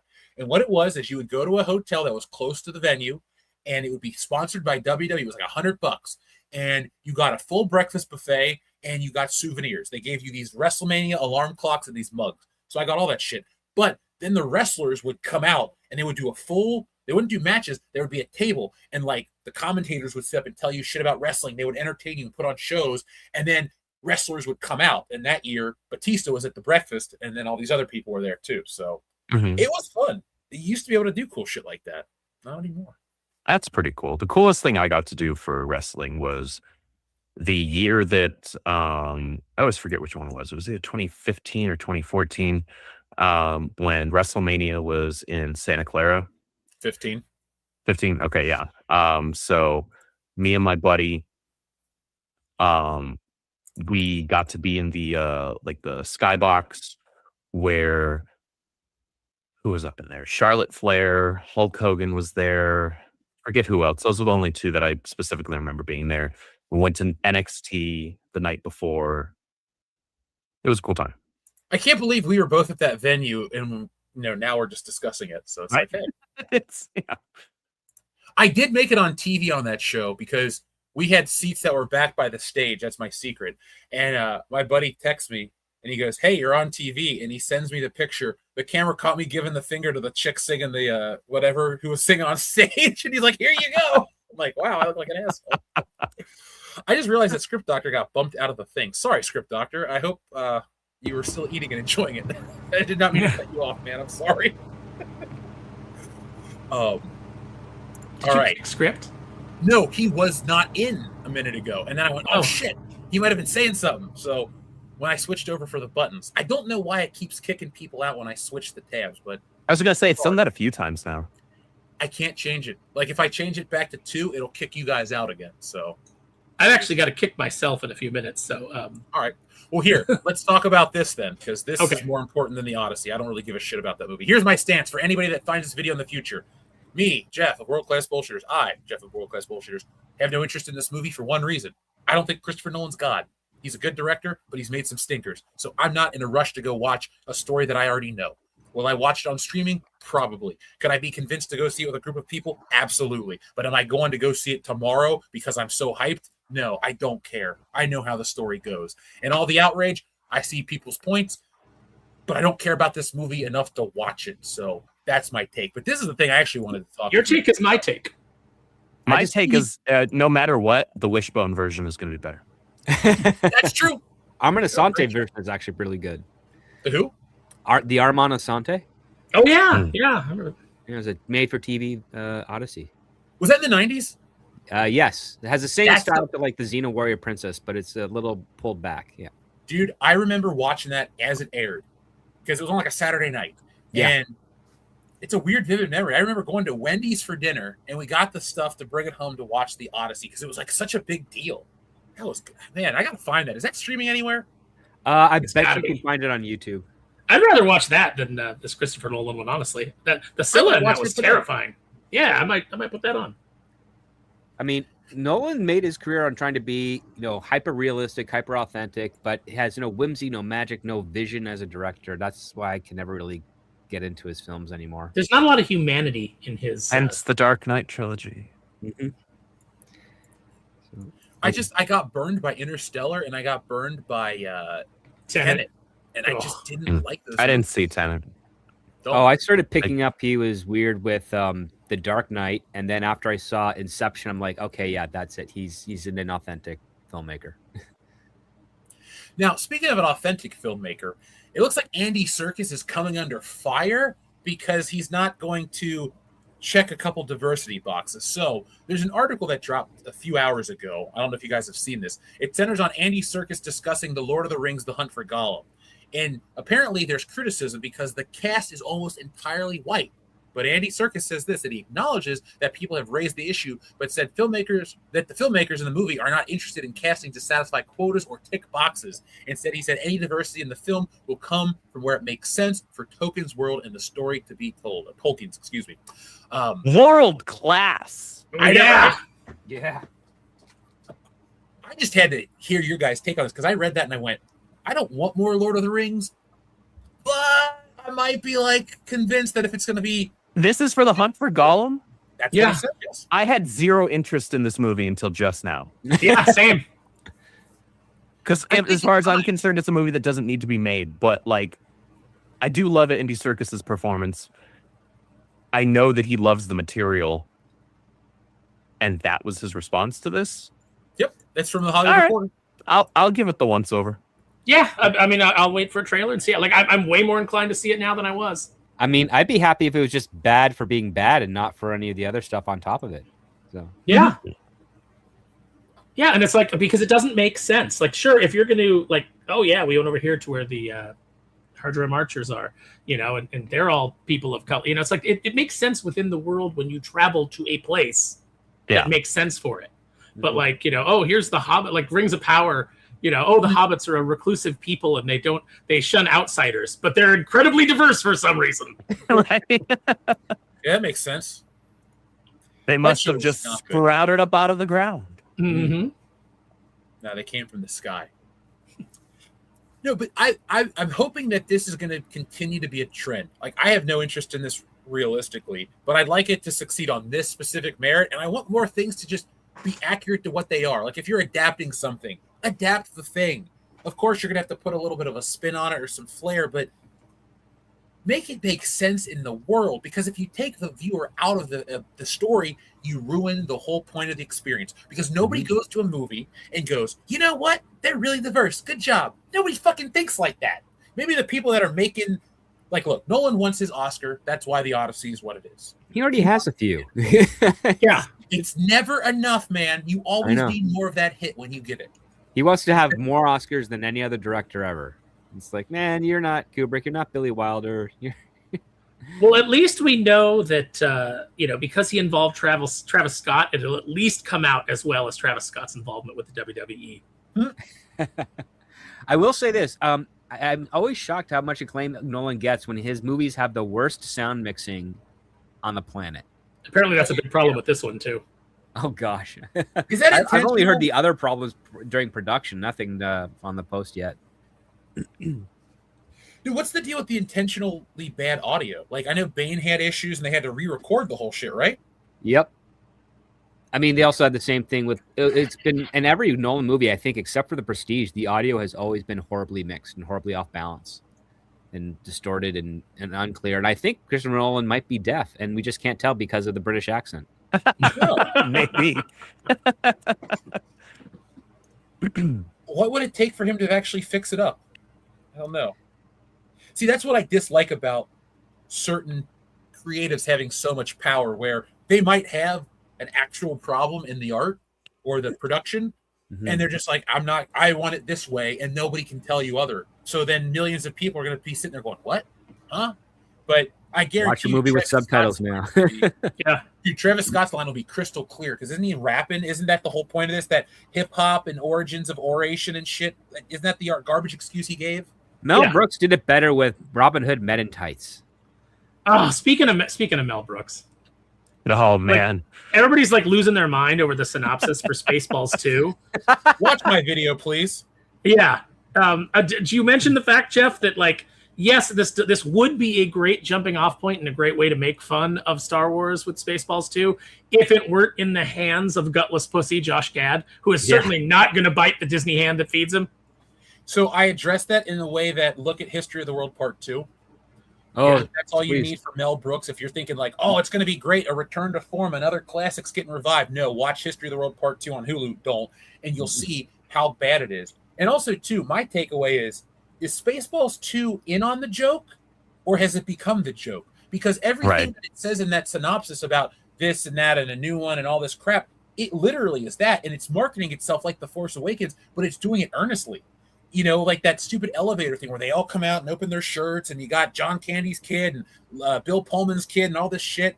It's just The Force Awakens over again, but 12 years later. And I don't think the movie is aware that it's actually doing that. I think those people are so focused on like, we're bringing back Spaceballs and it's so great.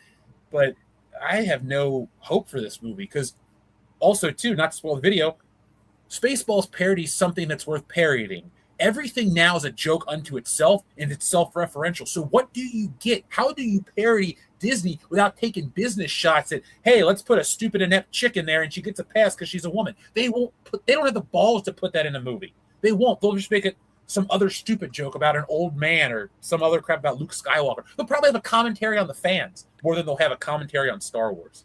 Oh, yeah. I mean, what you're describing is basically Jason Friedberg and Aaron Seltzer. Like, those are the two guys that they parodied stuff that wasn't worth parodying. You know, are they the guys that did like the Fast and Furious parody and the Meet the Spartans, the Date movie, the all those. Movie? I don't think they did Epic Movie, but you they don't did think something. So? Yeah, they did a bunch of really horrible things that were. Oh yeah, they did do Epic Movie. They did Disaster Movie, Vampires Suck. Those all were terrible. Yeah, they're all terrible, but I mean, and that's what I'm worried about with Spaceballs, the new one. The only miracle that could come out of that is that they're earnest in trying to make fun of, you know, Star Wars and all the other sci-fi, and in doing so, they accidentally get it right with their wokeness or whatever ideology they got going on. Well, it's like when Rob Liefeld when he created Blood Wolf as a parody of Lobo, and you're like, Lobo is already a parody. And a parody of a parody does like he's a parody he's of a literally laughing already stock a joke character, right? Yeah, so like a joke of a joke, like the Disney Star Wars stuff is laughable. So that's like trying to parody Deadpool. It's like Deadpool's already a parody, or at least now he is. Before, when he was originally created, he was literally just Deathstroke. Yeah, but, and then you know, then he had a personality for a little while, thanks to Joe Kelly and Fabian Nicenza. You know, they gave him a personality, and then I would even give some credit to get zero credit. Oh yeah, I mean, I credit them all the time. Whenever anybody's like, Rob Liefeld, creator of Deadpool, I'm like, is he though? He created the design, which is Spider-Man and Deathstroke. Yeah, but like neither of the two books he worked on before Deadpool became popular had any of the personality of Deadpool that people, you know, like attribute to him. Yeah. Liefeld's an interesting case. Like, I don't like his art, never have. But sometimes he'll say stuff on his social media, mostly on his Instagram, where it's like, dude, stop being kind of likable and entertaining. Like, well, sometimes I can at least like, justify my distaste for your work. Well, sometimes he's dead on, and then other times he is batshit insane. Off. Yeah, exactly. Like his taste in movies rivals Richard Meier's terrible taste in movies. Who's Richard Meyer? Your boy Zach. Yeah. Oh, okay. But I mean, you'd be legitimately asking that question now anyway. Who's your boy Zach? Ouch! I don't know who Richard Meyer was. I thought he was a real critic or something. I was like, No, but just like terrible taste in movies. And I get it. Like, look, his son's in Hollywood. He's gotta suck the, you know, he's got to juggle the corporate balls. You know, he doesn't want to damage. Yeah, Rob Liefeld. Oh, okay. No, I don't think Richard Meyer talks to his son. Jesus. Ouch. Okay, so real quick, what happened with that guy? Like, I haven't heard or thought about him since before the pandemic. Is he just doing the same stuff? Is he still putting out books? Like, I don't know. I stopped paying attention when he. I don't believe he's doing the latter. Yeah, I don't think he's doing books. The last one he did made like it was something really embarrassing. It was like $1,000 or something. Like, I don't know. It was really low. I could be confusing it with another campaign, but it did not do well. But that's what happens when you don't deliver your books to your audience. People will put up with lateness, and obviously, we all kind of have to deal with that sometimes. I had to deal with it on Doomface 1. That's why I changed the way we're going to do Doomface 2 so that there's no delay, because I don't want that. But like, you make people wait years and years, and when they know the book is done, when Chuck Dixon's going like, no, I've seen the fully lettered book 2 years ago, and I don't know why it's out. But anyway, that's not worth talking about. I just was asking, earnestly, because at one point I had streamed with him. He was supposed to be the third member of the High Council for a hot minute, so he's always kind of in my oh yeah, I remember that guy. Mm-hmm. Yeah, that was when I remember when you first started doing the High Council. That's where I discovered you. I was like, oh, I like this show. But yeah, Rob, terrible taste in movies. He's got a way overinflated sense of himself, and I get it to a degree. The dude has sold a lot of comics. He knows how to market himself. I'll give him that. Yeah, and his stuff is always interesting to look at. Like, you're never looking at it and going like, man, this is great, or this is even good, but it's always interesting. Like, wow, this is what you're doing, huh? This is what's selling. Is you did a static pose, 3 panels that are face close-ups that are almost identical. No backgrounds, and then a tiny little action shot at the bottom. Mm-hmm. Repeat, like multiple times. One of the recent issues of like the Youngblood reboot or whatever sequel that he's doing currently had like more or less like reused panels from older issues. Mm-hmm. And it's like, my dude, what are we doing here? What is taking up all of your time? You can't just draw. And I say Rob, I feel like draw. Rob, I feel like, is always delivering pages where he's like, that's good enough for who it's for. Oh, God. But he has that kind of like oh, I created Deadpool, and it's like, you didn't really, and even Cable, like, he didn't get interesting until after you were gone.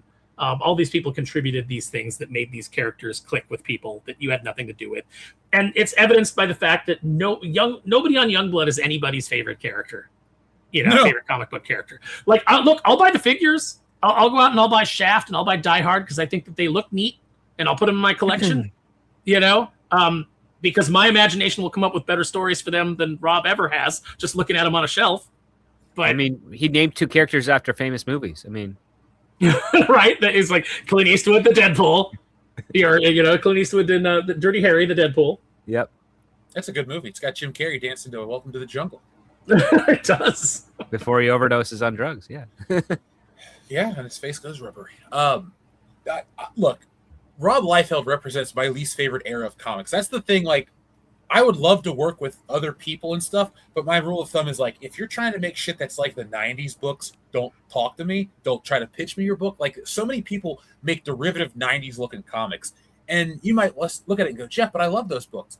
Do you, or did you love being a kid and you were happier? Like, because like, or you happen to read just a handful of ones that weren't crap. Yeah, like, look, I almost said The Death of Superman. I was like, wait, no, that book sucks too. Look, I stopped reading Spider-Man in the 90s. Like, when I do what do you call something, Script? You're the smartest one here. When you do something every 4 to 5 years, what is that called? Does that have a name? But every 5 years or so, I will read. But you're on a cycle, and I mean, I would say that the best 90s comics that I can recall that weren't very 90s comics were some of the Legends of the Dark Knight. Those are good. Yeah. Mm-hmm. But like, no, I mean, there's a lot of good stuff that came out, and I understand, like, if you want to capture the energy of the 90s. Yes. Because it was like, but like, there's. Don't be trying to capture most of the narrative quality. Yeah, no, because the stories got real bad. Like, it just, Image knew that they could just put out things, and especially Rob was just spamming out so many books that were just about nothing. I mean, they're that's really what hard Youngblood is. Mm-hmm. I don't get the appeal because I was a kid back then, and like, I remember being interested in comic books, but I couldn't. And I don't have a reading disability, but I couldn't follow his books. There's a lot of these Image guys, and I hate to say it too, I love Jim Lee. He's one of the best ever, but his books don't have a lot of clarity. Like, when I buy, I wish I had it next to me. I have this like Justice League penciled, where it's from the New 52. It's all just the pencils. It's wonderful, but I really have to sit and look at that because like a lot of it kind of blends together before it gets inked, and some of it's just like Overstimulating stuff. It's overstimulating, and I think a lot of it's just like too much. He's trying to convey too much. Like detail's great, but I think guys like Alex Toth or even Ramita, when he does simpler stuff, like I don't think a comic panel needs to be so dense like a movie panel. You know, sometimes a wide open space tells a better story, and sometimes you can do it in a different way. I'm not critiquing Jim Lee. Scott Williams elevates a lot of Lee's work. He does. Yeah. And when people say like, "Oh, you're top," as does Alex Sinclair. When people say like the top X-Men artists, you know, and they always have Jim Lee like right up at the top, like, oh, like Jim Lee's number one. For me, he's not. For me, I like Will Spartatio more. I like Wills more. I like Silvestri. John Byrne's the best. Silvestri's probably my favorite. John Byrne and Joe Madeira, all ahead of Jim Lee. Yeah, I put Lee in top 5. I can't. Like, he could. Well, I don't know, because I like Paul Smith a lot too. Paul Smith is good, very clean. Dave I didn't Cockrum? Popular. I like John Romita Jr. as well. Mm-hmm. I like that artist. Whenever he was shitting on his Spider-Man cover, I was in Facebook posts going, I want to buy his cover the most. The one where he's like with his arms out. Mm-hmm. I'm getting that cover. They didn't cancel it, right? No, they acted like they said they were, and then they kind of backtracked, and it was a big mess. Yeah. Stop listening to social media, Marvel. Those people don't buy your books. They're just a bunch of losers that have an opinion on everything. No, they just go to read all comics online. That's all they do. That site got shut down, Andrew. They cannot go there anymore. Well, they go somewhere else. That's probably. I got a follow-up one if you're curious. I won't say it on air because I don't want it to get shut down. But I don't like to touch my comics, so I go to these websites when I'm like, oh man, I really need to get a reference photo of something from Frank Miller. Let's just go here and click down real quick. Sorry, I bought your books, but I'm not going to pull them out of the library every time I want to draw something. I wonder if Doomface is up already. You know, people were like telling me like, don't do a digital copy because then they're just going to rip it and they're going to put it online, you know, for free. And I'm like, I honestly don't care. I was like, I don't care. But I'm the flip side of that because I offer a lot of value in the book, but a lot of the value comes from the physical materials it's made of. Like That's what I pride myself on. Like my book, pick it up. It's hefty. It's perfect bound. It's got a spine. It's got all this shit. When you do the digital version, one, I don't want to give it away for free because that's my work. I put in the time. You know, I got a lot of people that want to read the book and I'm grateful. But the digital stuff, man, you got to protect it with DRM and do all this other bullshit. It's just. I see, but here's the reason I didn't care because if it gets out, like right now, my biggest struggle is getting people to know about it. Mm-hmm. So if it gets put online and it spreads like wildfire, you know, there's going to be some people who are going to be like, I want to own a physical copy of that. And so, you know, they'll seek it out and then maybe they'll get involved with the future campaigns. Well, that's fair. I mean, I did digital for Wilkbusters. I didn't do it for Stealing Solo 1 and 2, and I won't do it for Frankenfisher unless literally I got 1,000 emails that said, Jeff, I'll buy one right now. Mm-hmm. I like when I back Kickstarters, and I mostly back Kickstarters these days because I find it to be more reliable than Indiegogo. As a buyer, as a backer, mm-hmm. right? I can't speak as a creator, as somebody who has to deal with the platform on the back end. That's an entirely different thing. But I like when creators will offer like, hey, for a $5 add-on, here's the digital version, mm-hmm. right? And I'll do that in a heartbeat. Right? I'm like $5, whatever. Like I've spent more than that on coffee. Mm-hmm. Easy. And the coffee lasts me about 5 minutes anyway. Like the book will at least last me longer than that. And if I want to reread it, I can read a digital version and not mess up the physical floppy after having sealed the bag and board and put it in my my independent like crowdfunding short box that I have. You know, because I like to keep all my books pristine. So usually on rereads, if I have a digital option, I'll do that unless it's something I have in trade. Then, mm-hmm. you know, I'll pull up the trade. But that's because the trades are there for reading specifically. Yeah. That's how Marvel Masterworks are for me, dude. I never touch it. I have Ditko Spider-Mans, lots of them. I ain't touching them. When I bought them, they showed them to me that they were fully intact. There were no loose pages, blah, blah, blah. Cool. But I don't need, like when I buy a Spider-Man #1, I'll have it, not even graded. I'll have somebody go through it for me, show it to me. And that's it. I'll touch it once. I'll own it, and it'll be in a box to say I own Spider-Man #1. You'll touch it once. You'll touch it twice. Oh God! Now you got me won't let go. Pretty in Pink. On that note, I have got to go tonight, guys. But all right, you guys keep having fun, and I will catch up with you later. Hit me up tomorrow, Aaron. We gotta get together.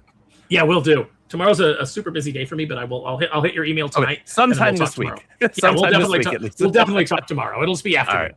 Okay. All right. Later, buddy. Later. All right, let's check in with the audience. We have Goku McDuck here. Thank you, Goku, for all your messages. Goku says, sorry I'm late. I was 10 years old in 1993. Went with my father that summer to watch Jurassic Park. It blew me away. Thank you, Mr. Sam Neill, R.I.P. I was not 10 years old in 1993. However, I saw it in 94 on VHS. No, I saw it in 93 on VHS, I think. Because I moved to the West Coast in 94. And I saw it on VHS at my grandfather's house with my dad, my uncle, and my grandpa. I distinctly remember my mom being like, no, that movie's probably too scary for him. Like, I'm a 4 or 5 year old boy, right? I just want to watch dinosaurs, right? And, of course, my dad and uncle and grandpa were all like, it'll be fine. It's dinosaurs. And yes, I was fine. I was sitting like 3 feet away from that old TV, just glued to it, right? That was a wonderful, wonderful memory with my my extended family. And that's the first live action film I ever saw. So I saw Jurassic Park in theaters in 2013 for the first time. I never saw that movie until it turned 10. Like, I was late to the party. I saw The Lost World as soon as it came out on video. And then I don't know why, but I went and saw Jurassic Park 3 in theaters. But I never saw the first one until 2013 for the 10th anniversary. Or no, Wow. 20th anniversary. Sorry, the 20th anniversary. I don't know how to feel right now. You have no room to talk. Literally. No. Let's no. Hold up. Let's not pretend like Jurassic Park is on the same playing field with these other films that y'all give me grief for not having seen. Jurassic Park was a world phenomenon. Huh? Didn't you miss The Matrix or something big? No, I saw the first Matrix when it came out. And the second one and third one, unfortunately. You say Still Highlander? haven't seen the fourth one. Yeah. There should only be one. I've seen part of the old series. Oh, Highlander's awesome. All right. Yeah. Kurgan, man. That remake's gonna be. I'm curious because I know how the audience feels about Henry Cavill. He's like him as got an a actor. very loyal audience, but the poor guy, he's just hasn't been a bankable star. I'll see it because I do like Henry Cavill. Which sucks that he's not a bankable star because, like, Ministry of Ungentlemanly Warfare. I thought that was. I still need to see that. That's the Guy Ritchie film, right? Yep. I heard that was really good. It looked fun from the trailers. I love Man from U.N.C.L.E. That's one of my favorite spy films ever. I saw it in theaters. I loved it. Yeah. So I hope Highlander is good, especially Also, for the people who are actual fans of that IP. Okay, so I don't know how many people are fans of the whole IP because Highlander is awesome. Highlander 2: The Quickening is a punchline, and the TV show's okay. Like Highlander 3 is not bad. It's got a really hot chick in it.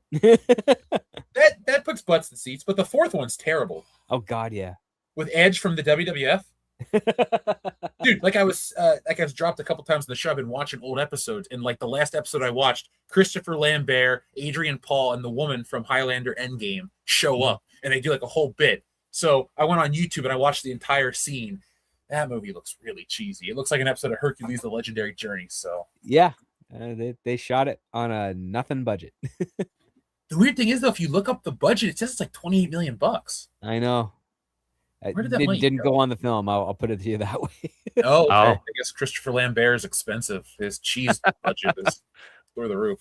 He's French. They like dairy. Yeah. Andrew, I know I didn't see Jurassic Park until 2013, but I do own it on 4K. So at least I own it. Okay. Well, I can't say that. I have the trilogy, the first trilogy on DVD because in the 2000s they released a 3-disc set that was the first 3 films, and it was in a shiny metallic red and silver box. I remember that had all 3 of them. I've got that, and then I have World on Blu-ray, and that's it. So I just probably this holiday season when Amazon does their usual like Black Friday or whatever Christmas sales, I'll just grab the 6-film 4K set because I need to own those on 4K. I don't buy everything on 4K, but that is one of those franchises that I need to because it's one of my 3 favorite film franchises. The only thing I bought really this summer are movies. I'm waiting on The Breakfast Club will get here tomorrow. And then Breakfast Club. Dude, the Criterion collections are it's every summer they do the Criterion sale. It's 50% off all their movies. So shoot. Okay. That's why I bought Videodrome. That Videodrome's awesome. I gotta pay attention to that then for the older Godzilla Criterion collections then.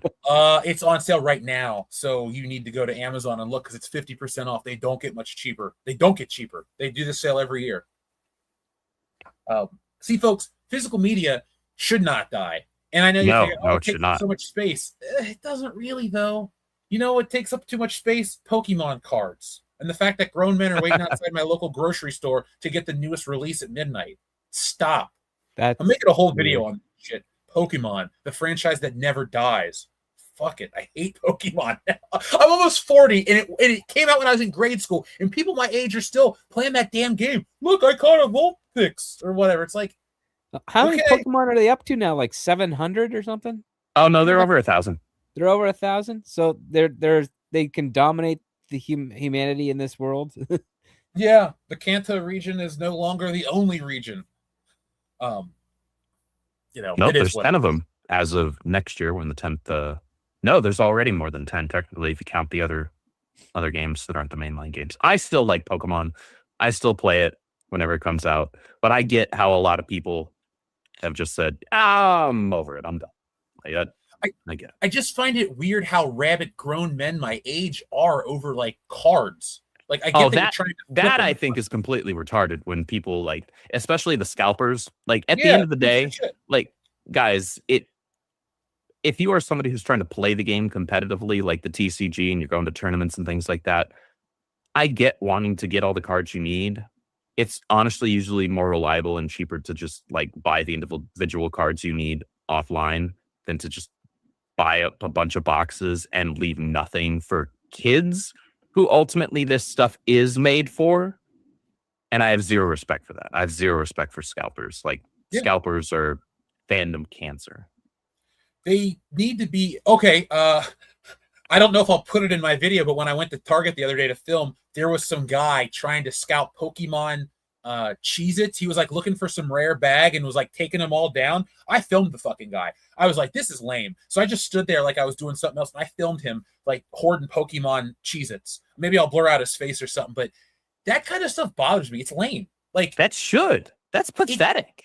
It's pathetic and stupid. And look, like you hit the nail on the head. This shit's for kids. I get it that kids don't have grown-up money to buy all this nostalgic crap, but like the card game really is like kids are into that shit. I don't know if anybody plays it anymore. I just see dudes flipping it because of Logan Paul and all this dumb shit. Like geek culture has been ruined by corporations and shitheads. It's equal. Like your definition of a shithead might vary, but mine is the kind of guy, and it's mostly dudes, that like go in, they don't have a normal job, so they go in at 7 a.m., they hoard up all the Pokemon cards. Oh, let me cut you a deal. Fuck you. The deal is don't buy it and let me pay retail, you asshole. I like that these stores are limiting it. Like, I wish that Wizards of the Coast or whoever Hasbro, whoever owns Pokemon cards, makes it to get certain things, you have to buy it online, one per address, no exception, like Nintendo. That shit's got to change, man. It's getting stupid. Like, at my local Meijer, there are like people fighting with the grocery store because the grocery store won't let them wait in the store for 12 hours. Like, that's why I sound so frustrated. Like, dude, why are you mad over this? Because people are like really fucking it up for other people. Scalpers are awful and they make things more difficult. I'm not even a parent yet, but like it makes it incredibly difficult. Imagine being like a parent who, you know, really wants to, you know, get their kids something for their birthday or for Christmas or whatever, right? Like, and you have grown ass men that are shitheads that are just scalping all of this crap and then hawking it for 5 or 10 times MSRP on eBay. Like, I'm sorry, I'm a free market capitalist, but I also don't believe in just being a shithead. That's what these people are. Yeah.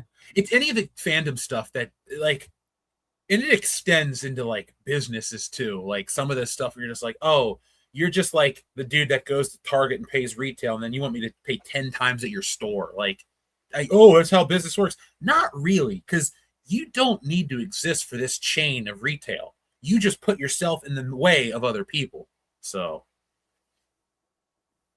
sorry, that was an aside. In my videos, I rant about scalpers all the time, like the action figure ones. Oh, bro, about the new Ultimate Spider or the new Maximum Spider-Man, I'll cut you a deal. Asshole, leave it on the shelf.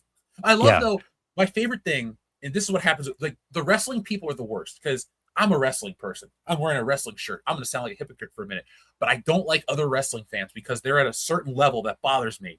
And they'll hoard figures of dudes that aren't in the WWE. And then when the guy will sign with the WWE again and Mattel makes their toys and their toys go down and down, they fucking cry. Oh, my Chris Jericho lost value. Don't invest in a wrestling figure, dude. None of this shit is an investment. This is just fun. Like, if you're investing in a Jericho toy, you eat a dick is right. Yeah, no, that pisses me off. That's one of those issues that I've had with a lot of retailers over the last few years. Like, you'll have McFarlane, for example. We were talking about when Aaron was still here, the new Kid Flash figure that he put out. And me, obviously, the huge Speedster and Flash family fan. Like, I need that. I need to get that. $26 figure MSRP at Walmart. It's already sold out because, of course, it is, at least online. People are selling it for $50 on eBay already, right? And that just came out like this week. Is that what Todd McFarlane was doing in those videos? I'm not sure, but I know at least one thing for sure, and that's that every single time over the course of the last at least 2 years, McFarlane has released a new DC figure that is something I'm remotely interested in. The second it goes up for pre-order, I'll click the link, whether it's to Walmart or Target or Amazon, already out of stock. And it's like, what the hell am I supposed to do? Be faster than light? I'm not the Flash. You also want to be very careful when it comes to Walmart pre-orders, because of the last, let's say, 10 Walmart figures I pre-ordered, all 10 got canceled. Like Rob Van Dam, Eddie Guerrero, all these wrestlers, I was like, oh, I'll get these, got them right away. Or, like, for example, that Monday Night War Rock that Aaron was talking about, I pre-ordered it on Walmart. It just never came. I found it in the store, and it just, it's still coming. So I hate, Walmart's the worst. Their website's shit. But I took a screenshot of what you sent me. When I'm out, I'll look for that Kid Flash for you, no problem. Yeah, let me know, and I'll shoot you whatever. Yeah, we'll worry about that when we get there. I'm going to find it first, so it's not a problem. Goku McDuck, thank you very much for your patience. He also said that time when we went to see Jurassic Park at the end, as Dr. Grant and the rest left the island on the chopper, and the theme began to play, the whole theater stood up and clapped. Now the Jurassic Park theme feels like a farewell to Sam Neill, and sadly now it's ScarJo's franchise, and she played her daughter, with, and she played his daughter in some film. So we'll talk about those two first. Yeah, Jurassic Park is as good as everybody says.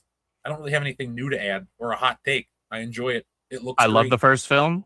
Yeah, I love The Lost World. I don't love Jurassic Park 3. I love Jurassic World. I like Fallen Kingdom, and I really like Dominion.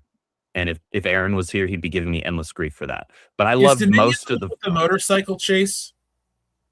No, that's the second one. That's no, wait. Yes, that is Dominion. The lesbian pilot. Yeah, or the black lady pilot. The chick who could actually probably play a pretty decent Storm, if she was cast as her, because she's got the look for it. But I love those films. We saw them in theaters when I lived out west, and I told you my neighbor worked at Universal. He told me what a nightmare those things were. Like, before the last one came out, he's like, there are so many problems with this movie. It's been reshot so many times. At one point it was this, at one point it was that. I'm like, well, I hope the thing that comes out ain't that bad. I don't remember liking that one, man. A lot of people don't like the last two. Not counting the ScarJo one, Jurassic World Rebirth. So we'll set that one over here. Over here is the first 6.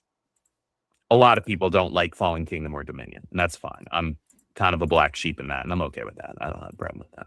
I'll just stick with the original one. But it's funny that our friend Goku brought up the theme song.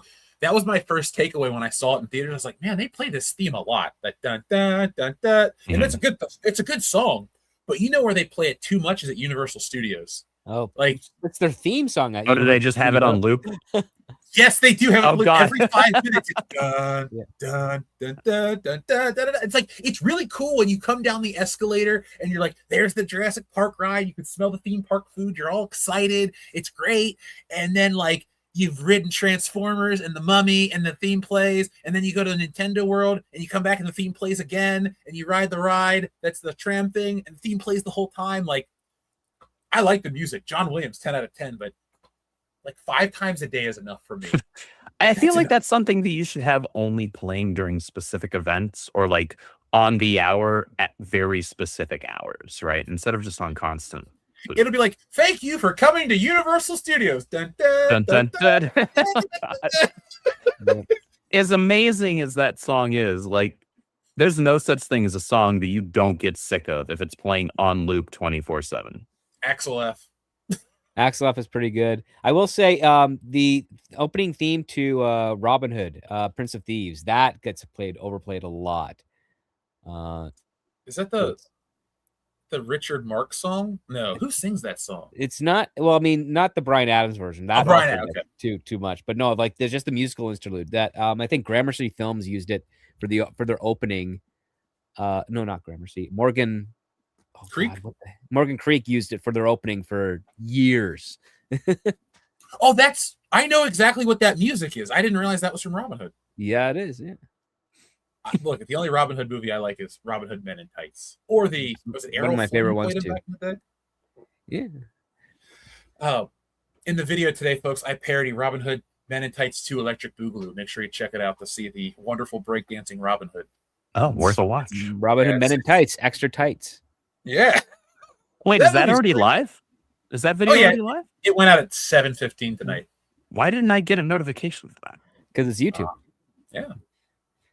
They're making everything else different, but it's also I literally have notifications set to all.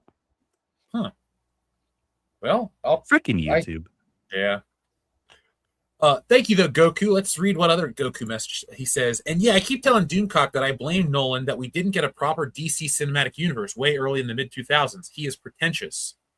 How do you guys feel about that? Here's the I wouldn't want a Nolan DC cinematic universe. The scuttlebutt around WB was that Superman Returns was supposed to eventually pair into with what Nolan was doing with Batman Begins, because some of the visual stylings in the Metropolis set took influence from the areas of Chicago that Nolan had shot the Batman Begins in. And because Superman did not perform so well and also had that rolled in budget from all previous attempts to trying to make it, they decided to just pull back and say, yeah, we probably can't make a cinematic universe at this time. That's not a bad movie either. No, Returns has got a lot of positive to it. It's just misses it takes some swings and it really misses at some points. I mean, it has one of the best airplane saves you've seen do. Easily. It's like, amazing. Just the cinematography and the shot alone of like Lois Lane in the back of the plane. She glances out the window and you just see the Superman just fly by. And it completely shifts the entire tone, because everybody in the audience knows, oh, as intense as this was, everything's going to be okay, but how is it going to be okay? And you just have that, like, there's a little euphoria that goes through your body when you realize, oh, yep, Superman's here to save the day. Wouldn't it be great if we had something like that in real life? Yeah. I didn't love Superman Returns, but I liked Brandon Routh and bought those figures. He's good. He's good. Yeah. You should watch him on a show called The Rookie, where he plays this racist cop. It's really jarring because he goes from super nice He's on guy, The Rookie with Nathan Fillion? Yeah, for a couple episodes. He's this bad guy. He just comes out of nowhere. Like, oh, shit, Superman's on the show? And then he becomes this racist cop. You're like, oh, my God. And it's like oddly real. And I'm like, I didn't know this dude could act like this. I'm worried that he's really, an asshole. So. No, he's a really humble guy. I've bumped into his wife a couple of times. I keep forgetting her name, but she's just tiny. But she's on Dexter. Yeah, she was on Dexter. She's cute as a button, really polite. Yeah. Well, good for Brandon Routh, man. I see that people show up to the cons for him like big, so I'm glad he's found that career too. I would have liked to have seen the crossover because I really did like the first two Nolan Batman movies, especially Begins. That's my go-to. But how do you make shit fit in that world? I wish Warner Brothers would have just been like. The weird part is, like, I don't like the Snyderverse, but I like the Batman stuff. I would have sat through more Snyder crap if it would have been like that Batman, like Ben Affleck directed it and played it. I could have tolerated. It would have been more coherent. The Snyderverse would have benefited so much from Zack Snyder having zero creative input beyond just the cinematography. Because he's good at that. How do you feel about James Gunn now that you've seen Supergirl and he had I know he doesn't direct that movie, but he's got a direction. He controls it all. He still had a heavy hand in the final cut that came out for the Supergirl film. Look, did you watch it? Yeah, no, I saw it at the early showing. I saw the Thursday IMAX showing. I walked out of that. Thankfully, I was a realist. As much as I wanted to love the film because I love Supergirl, I walked in being like, this is probably going to be at best a very mixed bag. And I walked out and I was like, that was at best a very mixed bag. That was not a good movie. I still love Superman. I still love his Superman film. There's a bunch of things I would have done different that I would have preferred, but I still love that movie. I'm not sold on Gunn's universe. And I'm not a Gunn fan to begin with. I only truly love the first Guardians film. I like a couple of things about the second, and I like a handful of things about the third. Adam Warlock is not one of them. They messed that up big time. But do we think that rumor is true from the Lanterns that they had to take down the Twitter account? Oh, because they were reporting that supposedly there was a leak that Hal Jordan dies in the first episode or whatever. Yeah. I think it's true. That's the type of bullshit. It's possible. If you take it down that fast, there is at least a plausibility that there is a validity to that, right? Whether that actually ends up being the case, I don't know. I couldn't say. I don't work in the industry. I don't work for Warner's.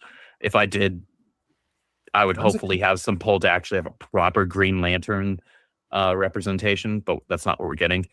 Yeah, I don't know yet. One of the things that I've noticed is that, and I saw this with Superman, but I really saw it with Supergirl. That is, there is definitely an editing problem in these movies.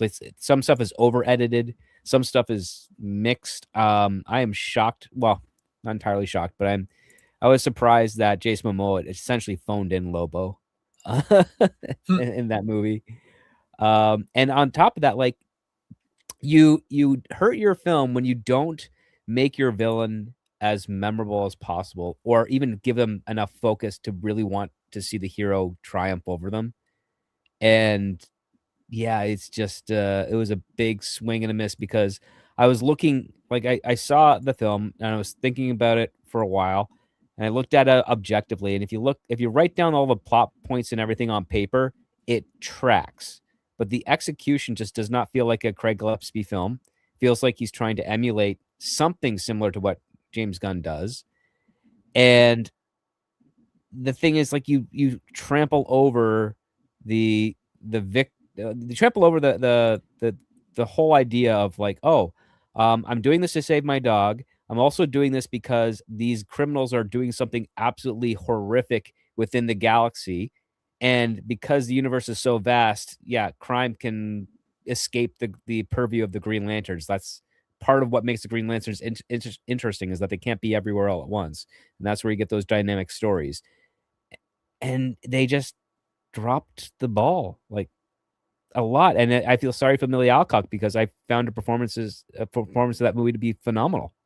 But there's just nothing else going on. None of my issues with that movie have to do with the actors. Yeah. The script is just bad. Yeah, well, that's what I feared with the Tom King stuff. Is an acting, that Lobo suit looked like shit. You could see the rubber abs. It looked like a joke. I was like, is this really on screen? And when he's in the jail cell, it's did they shoot that afterwards? Because it doesn't feel like it connects with, what's her name when she's in the other cell. They just felt so disconnected. the way it was staged and Well, done. wasn't there extra shooting that was done for it? For Lobo, yes, but Because from my people were understanding wanting is more that Lobo. what I understand is that most of that was in the middle act, not towards the climax. Yeah. But the way that this stuff happened there, where he just appears in a jail cell and you don't, it's just really.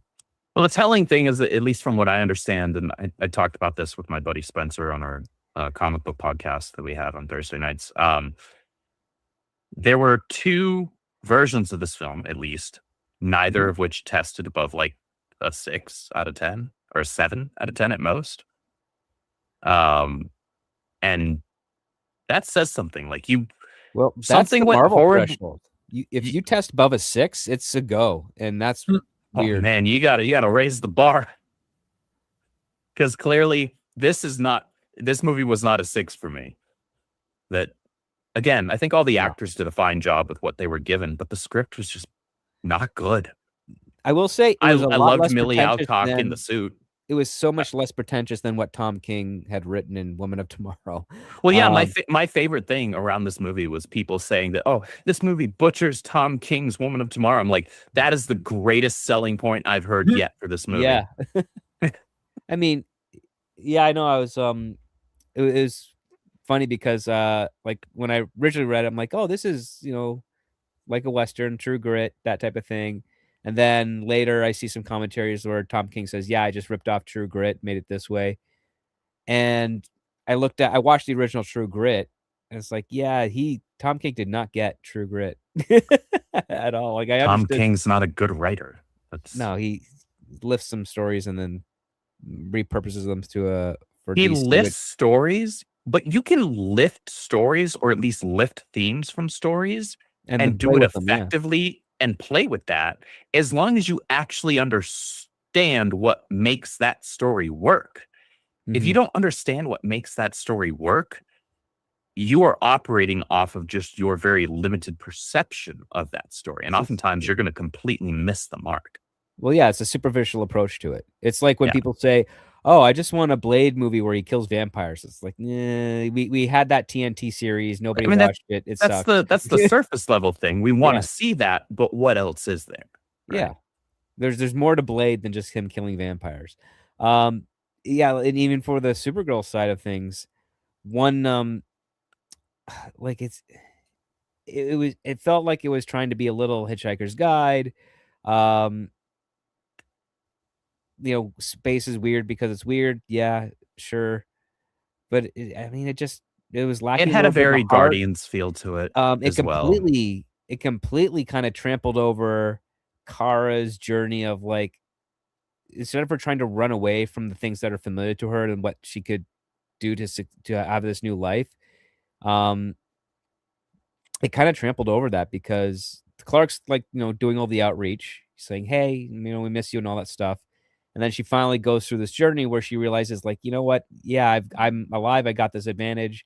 I've helped this young girl succumb to whatever type of revenge plot she has. I've taken on a burden for myself because that's what I think I should do.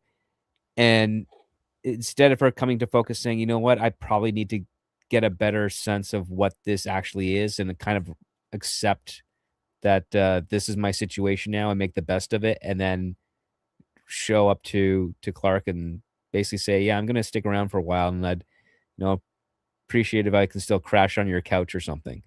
Like, just a little bit more on that might have been better for the script, because overall, like, again, even though Woman of Tomorrow is a really horrible comic book, the story of True Grit, the story of a revenge, and then coming to terms with the fact that's not always a solution, is a good story on concept. But yes, and that can work very well with superheroes, especially. While concept is king, unfortunately, I have to say that I put this on my Patreon a lot. Execution is the emperor. Doesn't matter how good of an idea you have, if you cannot figure out the best way to nail it to your skill set, you're just pissing away a good idea. Yeah, I mean, look, this isn't.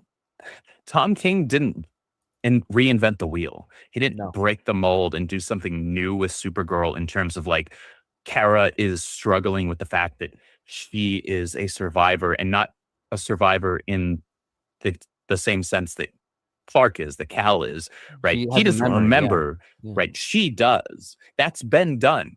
It was done in this run in the early 2000s, and it's about 100 times better. And that's even counting the fact that Jeff Lubb is one of the writers. That's a good burn. That is a good burn. You're welcome. I'm world class. You are. I just love the online discourse that it's all haters and bigots, like every time, you know? Nobody wanted to love this movie more than me. But nobody wanted to watch the movie. That's the problem. I walked out of it and I'm looking at the numbers and I'm like, I'm not surprised that it's not doing well. It's not I'm a connecting with little audiences. surprised it's not doing as well, but that has to do with the fact that for the last 5 weeks, I've been to every major city in Canada and the United States, and I had not seen a single movie advertisement anywhere. It's all been FIFA. All of it.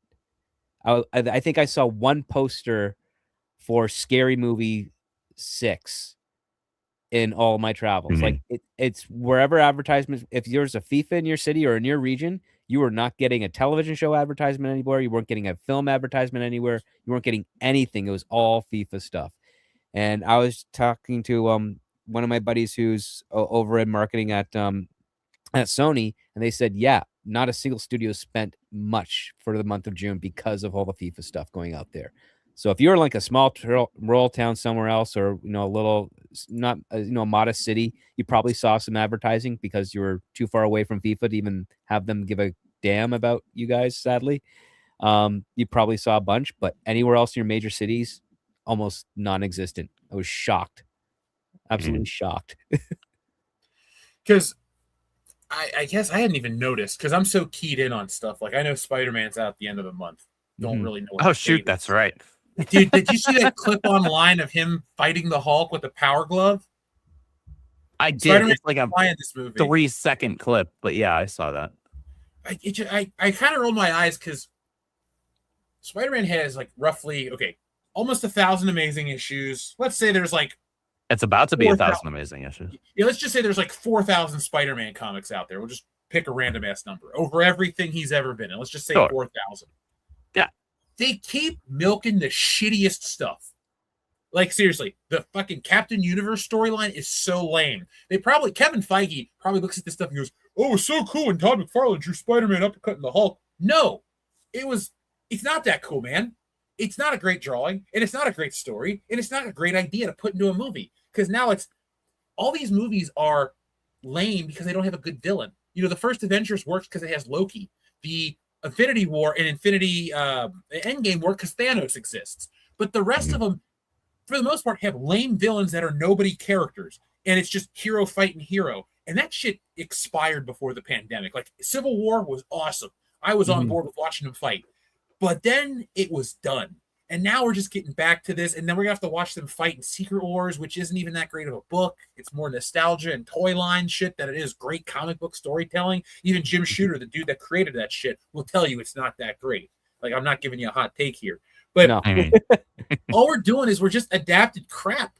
Like, all right, we don't need to do the kid who collects Spider-Man on film because it wouldn't make sense. We don't need to do whatever happened to Crusher Hogan because it wouldn't make much sense. But, like, I don't know. Couldn't we tell a good, mysterious, intriguing story? Because I get that we talked about. Give me Kraven's Last Hunt. Yeah, and deal with the death issue. Like, give me. Well, I think Kraven's Last Hunt needs to be like a 3-arc movie or a 3-arc. A 3-part. I know. I know what you mean. Not even like a 3-part movie where it's like Kraven appears, like Spider-Man. Let's say he's fighting the Lizard or I know the Rhino is a guy in a suit, but let's say Spider-Man's fighting some creature character that he normally would fight, right? Kraven should be hired to hunt the creature. Kraven is this grand, proud hunter. Spider-Man ends up stealing his thunder. Kraven goes home defeated. That's how that ends. Later on, he should come back to try to do something again. Spider-Man embarrasses him again. And then the third one is then when he should do Kraven's Last Hunt, beat him, kill himself, all that crap. Like, don't rush that story. It's like when you rush the Dark Phoenix and X-Men. I even love that. That's you bring back the same writer. I know. The books are great. I hated the movie every time. X-Men 3, shit movie. X-Men Dark Phoenix, garbage movie. How do you mess it up twice? Or at least, how do you let the same dude that messed it up the first time mess it up the second time? Fool me once, shame on you. Fool me twice, shame on me. Wait, Brett Ratner didn't direct Dark Phoenix? He was still part of it, wasn't he? No, he's just X-Men 3. Didn't Kinberg direct? Simon Kinberg wrote and directed Dark Phoenix, yeah. I could have sworn he was still attached to that one. Maybe I'm misremembering. I'm willing to admit that. I thought he got in. I thought he's been in director's jail for a while there. I could have sworn Didn't he just make something last year? I think so. I think that was like his return. Never look. I love Money Talks and Rush Hour, but I don't really like many Brett Ratner movies. Can't really name many Brett Ratner movies. I can name more Uwe Boll movies, I think. Have you guys heard the discourse around Citizen Vigilante? Did we talk about that on the show? No, but I saw the movie. It's horrible, but I understand why people like it. That's what I wanted to ask. Is it really a piece of shit, or does it get a pass because it's got the right ideas? It's got a pass because it's got the right ideas to the right audience, but it is a piece of crap movie. Like, it's horribly shot. It makes no sense. There's no inclination or motivation, and you don't even get enough good examples of the very thing that the Citizen Vigilante is fighting against. Okay, you're right, Script. You're right. He wasn't part of that. I don't know why I remember that. We need a T-shirt that just says "Script is always right." I don't want to be always right. I hate not always, but he is very frequently, especially with my average is way industry too good, stuff. and I don't like that. It's like I'd like to be more 50-50. So who's winning the World Cup, man? I'm going to put money on it because whatever you tell right. me, we're starting to put money on this. Who are the last few teams? You got to be Spain reliable. just won today. Yeah. I was at dinner and I was like, "Oh, look, the World Cup!" And then I turned around and ate my dinner. I'm sorry, folks. I watched America. Once they got eliminated, I was like, "I'm done." We're not the world's greatest right now. Things aren't that great, but I was still rooting for. I was like, "Come on, USA! We could really get over a lot of shit if we won that FIFA World Cup." Yeah, I found out 2.5 weeks ago that my hotel room was right next door to Ronaldo's. I had no idea. And I actually also learned that week who Ronaldo was, because I had no idea who he was. Yeah, Cristiano Ronaldo. Yeah. You could have me sit next to him, that dude Messi, and like 20 other famous soccer players. The only one I would know in a lineup is David Beckham. I do not follow soccer at all. I only know him because he's in commercials and married to a Spice Girl. Yeah. Pele and Pele's dead though, isn't he? Yeah. He's not around anymore. Like, I know who Pele was. I know who Mia Hamm was or is. She's still alive, right? All right. At least we cleared that up. Yeah, like I'm not. Pele is one of the greatest people to ever hit the pitch. We had to learn about him in school because he was relevant. So yeah. I don't dislike soccer. I get that it's a world sport. I just I dig it too. I played it for over a decade. I just don't like. I like soccer and I like a lot of the games, but I don't watch it as much. But I also don't like FIFA or all those types of big events because they do more damage to the cities they're hosted in than good. And it's not the fans; it's just the economy. Mm-hmm. And also anything I'm trying to film. Like, that's just my personal chip on that. There's some bias there, I'm sensing. Oh yeah. It's a little bit. There's so many locations we lost because of FIFA and their damn security. Of course. Like, so get out of our shot. We can't leave from here. We have our permit. We can't leave from here. We have a soccer team here, and I think soccer culture just annoys me. Maybe I like to drink. Well, I used to. I like to go to events and be loud, but I don't want to watch the game. I could never marry a woman who's into sports like that. It just wouldn't be right. I could marry a hockey fan woman because they're rough. That just comes by default. You're Canadian. I don't want to hear that. I'd prefer to marry somebody who's attractive. No shit. Right? Yeah. I want someone who knows how to throw a right hook. Well, marry a lady from around here, dude. She will whoop your ass for free. I don't want my ass whooped. I just want to make sure that if my hands are full, she can at least throw down. Then stay away from the Cincinnati women. They're ratchet. Tossing elbows and stuff. Grabbing hair. The crime that goes on around here now is ridiculous because our city they elected a shithead mayor. And he is kind of like the mayor of New York City, where he's just soft on everything. His name's Aftab Purvale. He is not a good politician. I did not vote for that man. I did not vote for the mayor of Cincinnati. Yeah.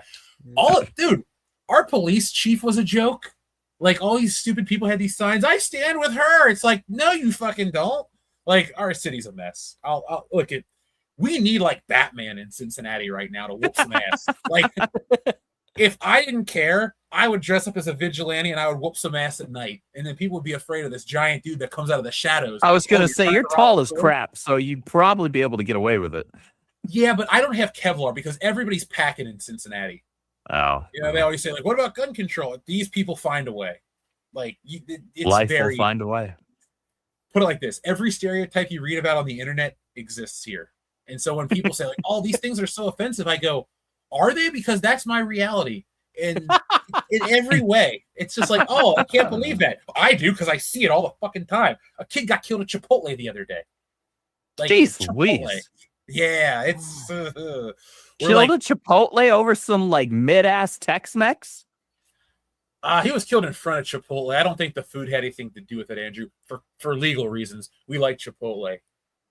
Actually, I like their food.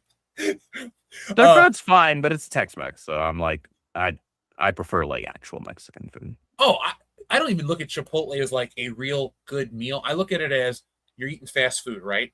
What is the best alternative? Like, I don't want a Big Mac and I don't want a Whopper, but Chipotle's got some nutritional value if you don't pour sour cream all over it. So, fair enough. It's tasty. That's fair enough. Yeah, to me, it's like a what's the word I'm looking for? It's just sustenance for now. Mm-hmm. Anyway, Goku says, sorry about the typo. I meant the movie where Sam Neill was ScarJo's father, and seeing the current state of the World Cup, Vince would book it better than Infantino. Vince McMahon knew how to book. I don't care what anybody says about his proclivities. The dude did know how to book at some point in time. So I'm with you on that one. I hope he lives longer. I don't really know what else to say about Vince McMahon. Yeah. I watched him do some dumb shit on wrestling the other day. Goku McDuck also says, for me, the two movies that changed filmmaking are Jurassic Park and The Matrix. I agree with that statement. After them, many movies took influence. Dr. Grant is among my heroes. Well, yeah, I mean, freaking ILM and Stan Winston changed animatronics and costuming, right? Now, I would like to throw one counterpoint. Because Jurassic Park made more money, I think it always gets the nod, but I think Terminator 2 deserves just as much credit for all of those achievements in filmmaking, because the T-1000 is a fully digital character that still holds up. The animatronics and the work is every bit as good, and it's photorealistic at times in terms of like I absolutely agree with that. Puppets. So I wasn't saying to like cut you down, but I think that like when we talk about the 90s and like what's really important, I do think T2 deserves the nod. Not just because I watched it the other day. T2 and Jurassic Park definitely redefined like what you can do with special effects. The Matrix didn't do much when it comes to special effects, but the influence was basically how people would shoot things. There, like, I mean, it was more cinematography stuff that was changed. Parodies copied that bullet time thing from which I think it was also copied from a video game. Yeah, so it was like Scary Movie had it right away. Yeah, following summer. So did Deuce Bigelow, Male Gigolo. Like it's the same year. The same year, yeah. Max Payne took the bullet time thing, right? Like, yeah. No, Max Payne, I think, did it first. No, Matrix is before Max Payne. Yeah, I think Matrix 1 came out before the first Max Payne. There's a video game that did bullet time first, and Warner Brothers tried to sue them, and then they found out that they had the trademark and then called it back. Oh, whoops. We didn't mean it. Yeah. Just go ahead. Our bad. Warner Brothers like, yep, sorry. What we just oh look, there's a trademark. Oh, look, a penny over here. Let's just turn around and eat a dick, corpos. Yeah. So Goku makes a great point though. So Jurassic Park and Matrix changed filmmaking. Let's move forward.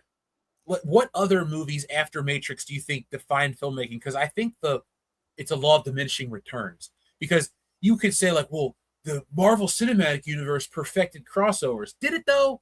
Because Kevin Smith had crossovers before. Universal Monsters had crossovers before. Like it did it. It made more money, but I would think it changed filmmaking in a good way.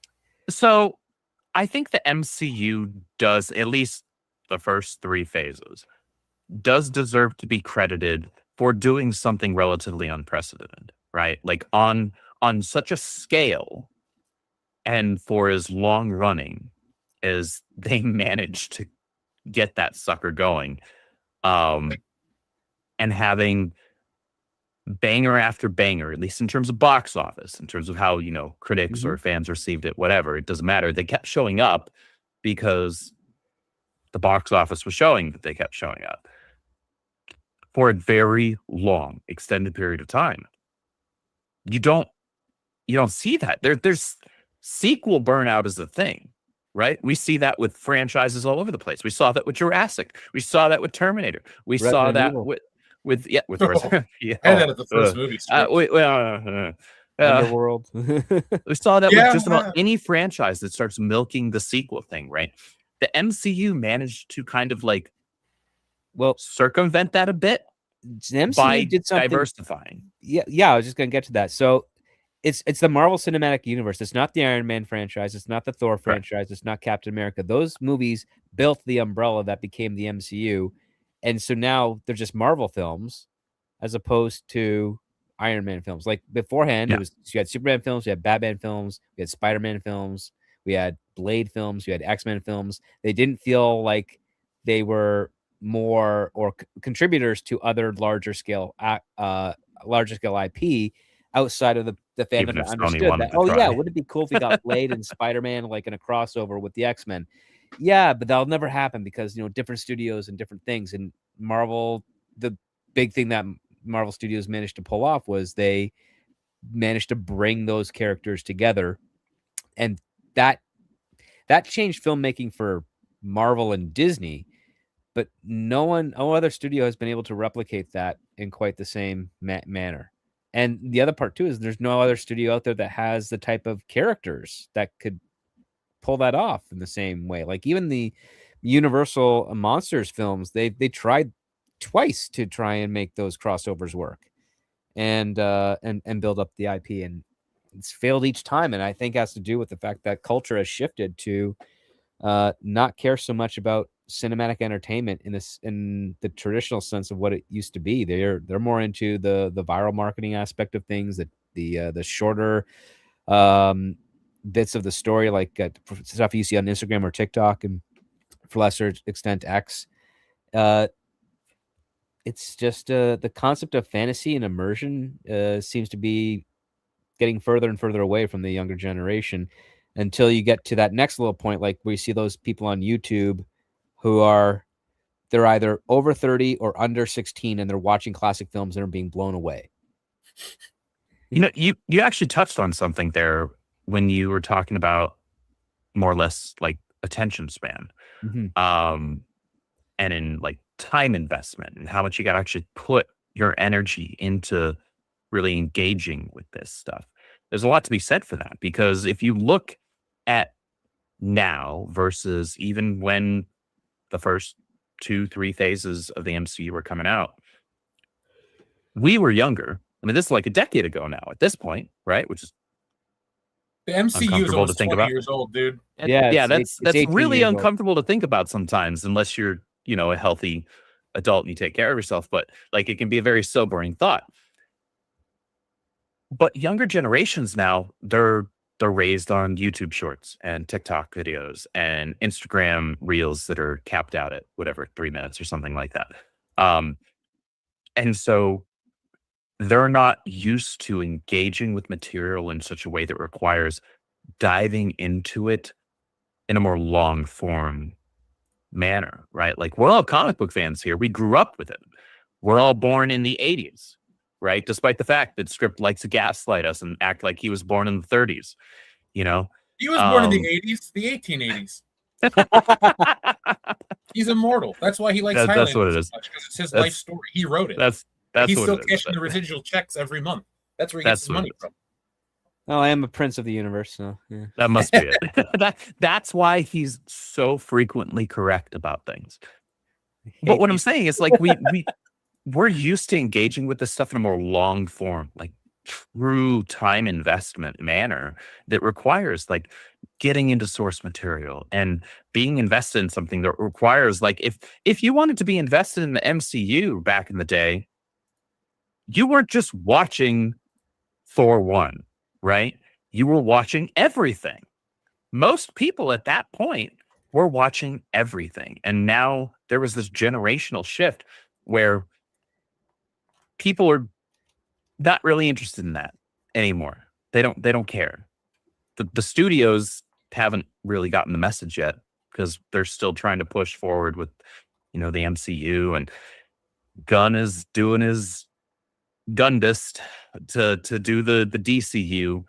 And you can look at the current comic book market as well, right? Like, we grew up where you had all this continuity to dive into. You had a lot to invest in time-wise and money-wise. Now you don't really see younger people engaging with it in the same way, with the exception right now, and time will tell how temporary or lasting that exception is, with the Absolute Universe at DC, because that is bringing back a lot of readers that had stepped away, and it's bringing in new readers.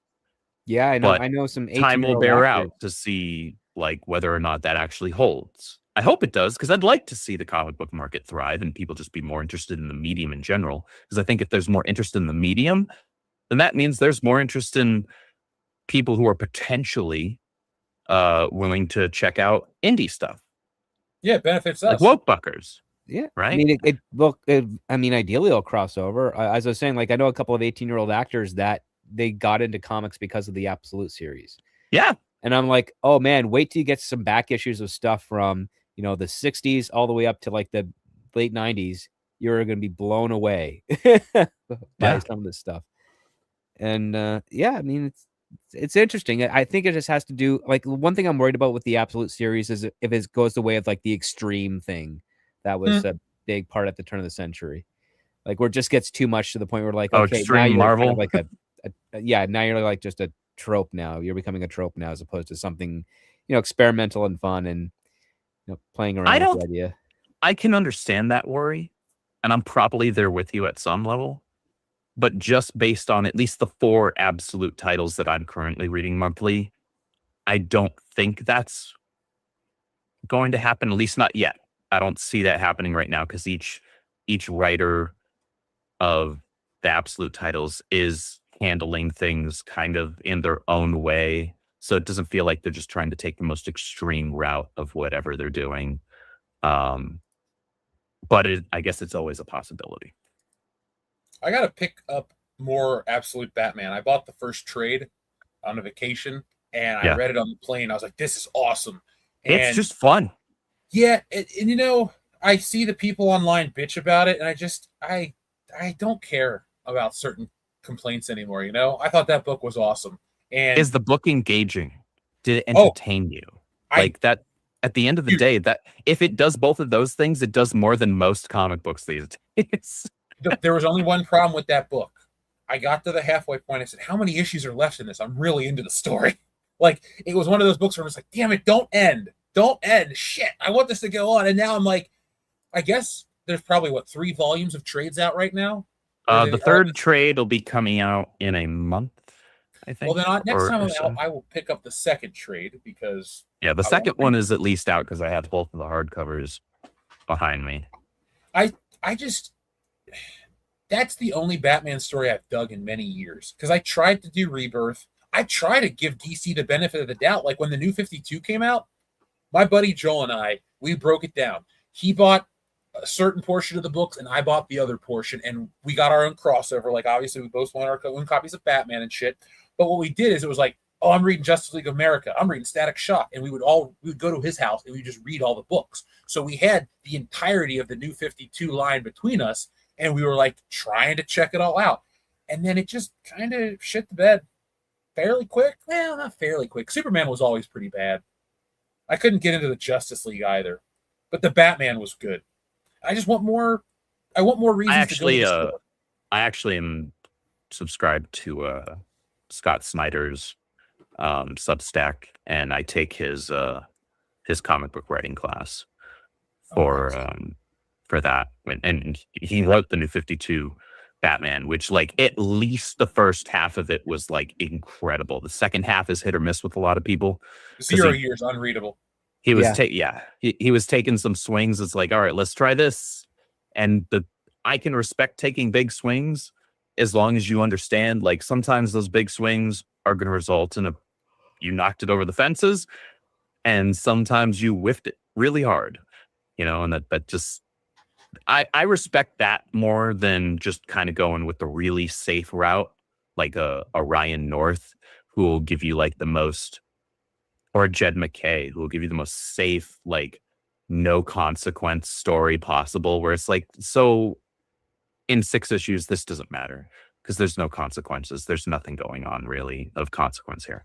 But he wrote that, and he's writing Absolute Batman. So there's a lot to be gleaned from that. He's written issues that I don't like, and he's written issues that I respect the absolute crap out of. So it's really interesting to hear his classes. I maybe one day will check that kind of stuff out. When it comes to comic book writing and stuff like that, I just kind of write everything like a movie. I'm trying to think cinematically. Yeah, and that's probably why your work is pretty cinematic. Well, I just like one story like that. I don't think it's a daunting task, but like I have ideas for superheroes, but the story ends in one book. I came with something the other day, and I was like, oh, this thing is kind of cool. And I just kind of played it out in my head, and it came to the natural conclusion. I went, that would be it. Like, I might just do my anthology branding and just tell stories as one-offs and never, go back to them. Like, oh, this vigilante guy I created. Cool. Well, his story's over. On to the next one. I'm too influenced by the Twilight Zone for my own good. But, it is what it is. Goku, thank you for all your messages tonight, man. I appreciate the support. I appreciate the support of everybody. All you guys showing up, hitting that thumbs up button can help us out. That would be greatly appreciated as well. So let's see. We pretty much covered the Lord of the Rings. All these states are trying to block the Warner Brothers Paramount deal script. Do you think it's going to ever go through? I think it's likely to go through. I don't want it to, but it's likely. Yeah. I mean, right now there's not really much anyone can really do. If the government's going to allow consolidation, then yeah, that's going to happen. I'm usually against anything that further consolidates and monopolizes things, just as a general rule. But yeah, what's going to happen is going to happen. I look at it like this: when Disney bought Fox, it wasn't good for us. No, it was not. It's going to be the same thing with that, and eventually, one day, some company's going to try to own everything. And there's just one problem that they don't realize. Everybody has a breaking point. A lot of people have breaking points with PlayStation. A lot of people have breaking points with Disney and Marvel and certain things that actors say. That's a breaking point for them. Me, somebody who does love my entertainment, what'll happen is, let's say this merger goes down and I don't like it. To buy certain movies, I might get back catalog used copies or stuff like that. Like, I can enjoy all this shit without paying money. Kind of like how I do Star Wars stuff, I went to the Half Price bookstore and picked up, the Hutt Gambit or some bullshit. Disney didn't see a dime of that purchase. So I'm going to be taking my stance in the future where I will consume things, but I won't directly support it because I just don't like the idea, because it never works out for us. It's like all these companies got greedy at once. Like, I don't know if it's post-pandemic or something else is happening that we don't know about, and there's something coming down the pipe real soon. But it's like all video game companies have become shitheads. All entertainment companies have become shitheads. Tech companies are unbearable. The AI people are unbearable. Like, everybody is anti-consumer at once. Grocery stores were getting ridiculous and out of hand. They had an excuse. Oh, we got this war and all this stuff. We're going to jack up prices. Why is it that a 12-pack of pop is $10? And you got to buy 3 to get them for the price of like normal prices. Like, everything just shit the bed since, I don't know, like 2022, the world's gotten really greedy. And I hate to say it so bluntly and rude, but fuck them all. I'm done with this shit. I'll make my own entertainment. I'll enjoy my own stuff. And I don't like what they produce, because what they produce is Supergirl. What they produce is hollow crap. Stranger Things season 5. Like, it's just recognizability is what Hollywood thinks is enough. And they're going to dig up every old shit. Like, look, I about threw my phone across the room when I saw they're remaking A Nightmare on Elm Street again. This is the 3rd time they're telling the same story, and it will readapt the Wes Craven script. What the hell can you tell now that you couldn't tell in 1984? The only difference is the kids will be black and Asian and Hispanic and something else because they're all white in the original and they're all white in the remake, and that's a problem. They think they're going to make diversity money on Freddy Krueger. Yeah, but they all have to die, which just means that there's very egalitarian. That doesn't matter your race, color, or creed. You are a victim of Freddy Krueger, but I don't think they're going to see it that way. And what you're preaching right now is the fact that the corporatization and the business mindset of marketing has superseded the creative aspect of, entertainment. Thank you. That's exactly what I was trying to say. And it just frustrates me, man, because I'll just speak for all of us, but we're getting deeper into our crafts. I know you've worked in it for a long time. We've all done this stuff before, but it's like, I feel like we're all on the same wavelength where we're getting deeper and getting more unique and coming up with better stuff. And it's like the quote unquote competition, which has more eyes, is like the movie Ass and Idiocracy. It's just basic and dumb. Yeah. Isn't Obsession, the movie that made all this money, quite similar to something else? Like, it's not that original. I got to look into it, but I saw it's the monkey's paw, essentially. And that movie came out last year, The Monkey. But I mean, it's a common trope of like, a Faustian bargain of sorts, like where the wish that you want has far more consequences to not the wish off a monkey's people around you, goes on. I thought Obsession was quite decent, but I see that the director's making a mistake by using Obsession to help co-market his new movie, which is not a sequel, but takes place in the same universe. And it's like, that's an indie filmmaker's mistake. Like, don't try to use the success of the first one because of it being the first one to make people want to see your other movie. Just say, like, I'm the director of this other movie. I've come up with something that's different, and you don't need to have that inside baseball, connection to the product. I mean, sometimes you have something that is a one-hit wonder, and then take what you learned from that and make something else that is also in a vacuum, its own thing, a one hit. And that's all you need to do. Not everything needs to be a franchise. Like, they milked Saw to the bone, right? That was a good one. You're welcome. Aren't they putting out a new Conjuring this year or next year? Which, I mean, I'm a sucker. That's my favorite horror franchise, universe. So I'm going to see it. But not everything needs to be that. Not everything needs to be a franchise. Yeah, just put out a good movie, and then by the merits of the quality of that movie, trust that people who enjoyed that will check out your other movie, as long as it's still something that is to that demographic. And if it's not to that demographic, guess what? They're not going to check it out. Well, dude, I don't think sequels are inherently bad or ever a problem if they follow the sequel trope, let's say James Bond, or Indiana Jones, where it's not a rehash of the previous movie. It's another adventure with the same character. Because I literally never get tired of James Bond movies. I hate Daniel Craig, but if you're like, hey, we're bringing back Brosnan, or we got a new dude that's cool, and we're going to put him out all the time. New adventures, new globe-trotting shit. Old man Bond with Pierce Brosnan, I'd watch that in a heartbeat. I've been talking about that on the show for over a decade. I want that movie, and here's the difference, though. It would probably still slap. Here's what I want, though. I want him to walk away off into the sunset like Indiana Jones did in The Last Crusade. I want to watch James Bond die. I don't want to watch a commentary on AIDS. No, nobody wants to watch that. I want to see an old... Look, I know this isn't a popular movie, but Die Hard 4 did it right. Because they took an analog man and John McClane and made him the hero in the digital world, and he still won with the old ways, the old tactics. Yeah, Live Free or Die Hard was fantastic. I like it more than Part 2. And I love that movie. Yeah. Timothy Olyphant was an awesome shithead villain. Yeah. Was it Justin Long? Justin Long was he was a fun character. His chemistry with Bruce was great. That was just a fun movie. It was a good movie. My dad and I saw that in theaters, and that was the first Die Hard I saw in a theater, right? Same. And my dad had seen the first 3 in theaters, and we just had a good time. It was like, man, this is fun. This is a good movie. I remember buying it on DVD at Kroger. I was checking out one day. I'm like, oh, it's unrated. Let's get it. And I just bought it. I never bought a movie at Kroger before. But and my dad historically is like hypercritical of sequels. Like if my dad says, the first one was the best one, who cares? Like that's just kind of his default thing. Like doesn't care about the sequels for most movies. There's only a couple of exceptions. You know what movie that I'm actually going back on my ranking, because I used to look at it, and I know this is going to hurt some people. I used to think Spider-Man 2 was the best one. I actually think the first one might be the best one.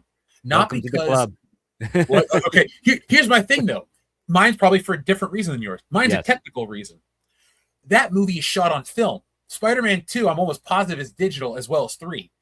It looks flatter. I was rewatching the first one on 4K. That movie has so much depth and color in... It's like just engaging to watch in a different way. Plus, it's like Batman 89, where the filmmakers are like, hey, we're putting it all in on this one. And if we never make another one, this movie stands on its own. It works. The Goblin's better than Doc Ock. The jokes are better in the first one. I think Jameson's better in the second one, but Mary Jane sucks equally in both. Mary Jane sucks across all three. Okay, we'll just get that out there. Like Kirsten Dunst is cute. She's a good actress in other things. She had zero chemistry with Tobey Maguire. She's an absolute garbage tier MJ. All right, can we just get that out there? I mean, she's unrecognizable as an MJ in those movies. Like, I don't know who that character is. She's not Mary Jane. She's plain Jane. Well, here's the thing, though. Spider-Man movies always have this problem because it's either her or Shailene Woodley or Zendaya. They get the it girl of the moment. They put them in a Spider-Man movie to appeal to the female audience, and they always sap the energy. Yeah, because they're popular in the rom-coms at the time. Yeah, it's like Zendaya has one expression. That's going to be in Spider-Man and The Odyssey and Dune all this year. Great. The face that launched 1,000 franchises. Is she like the Pedro Pascal now of movies? They're pushing her in everything right now, and she's like, I liked her well enough in The Greatest Showman, but like in literally anything else, she just tends to play an unlikable character. That's the trope, though, with all of these. Okay, not all of them, but I found this in Supergirl, too. A lot of strong female characters are just written to be unlikable, and they think that because they're like guys, that makes them strong. But that's not the right way. Like, Ripley isn't unlikable. Princess Leia's not unlikable. Ripley's Lois fantastic. Lane is not unlikable. But for God's sake, that strong character isn't from the physical strength of the characters, from the decisions they make in the story. Yeah. When the chips are down, do they do the right thing? Or, or they Nurse Ratchet, where you're a real evil piece of shit. God. I love that movie so much. That's I've only such seen a it a good couple movie. times, but it's good. Gosh, when is Brand New Day coming out? I bought tickets for it. I'll see it that Wednesday. Weeks? I haven't yet. 29th? Is it the 29th? I gotta check my local. Well, you look it up real quick. I want to say this.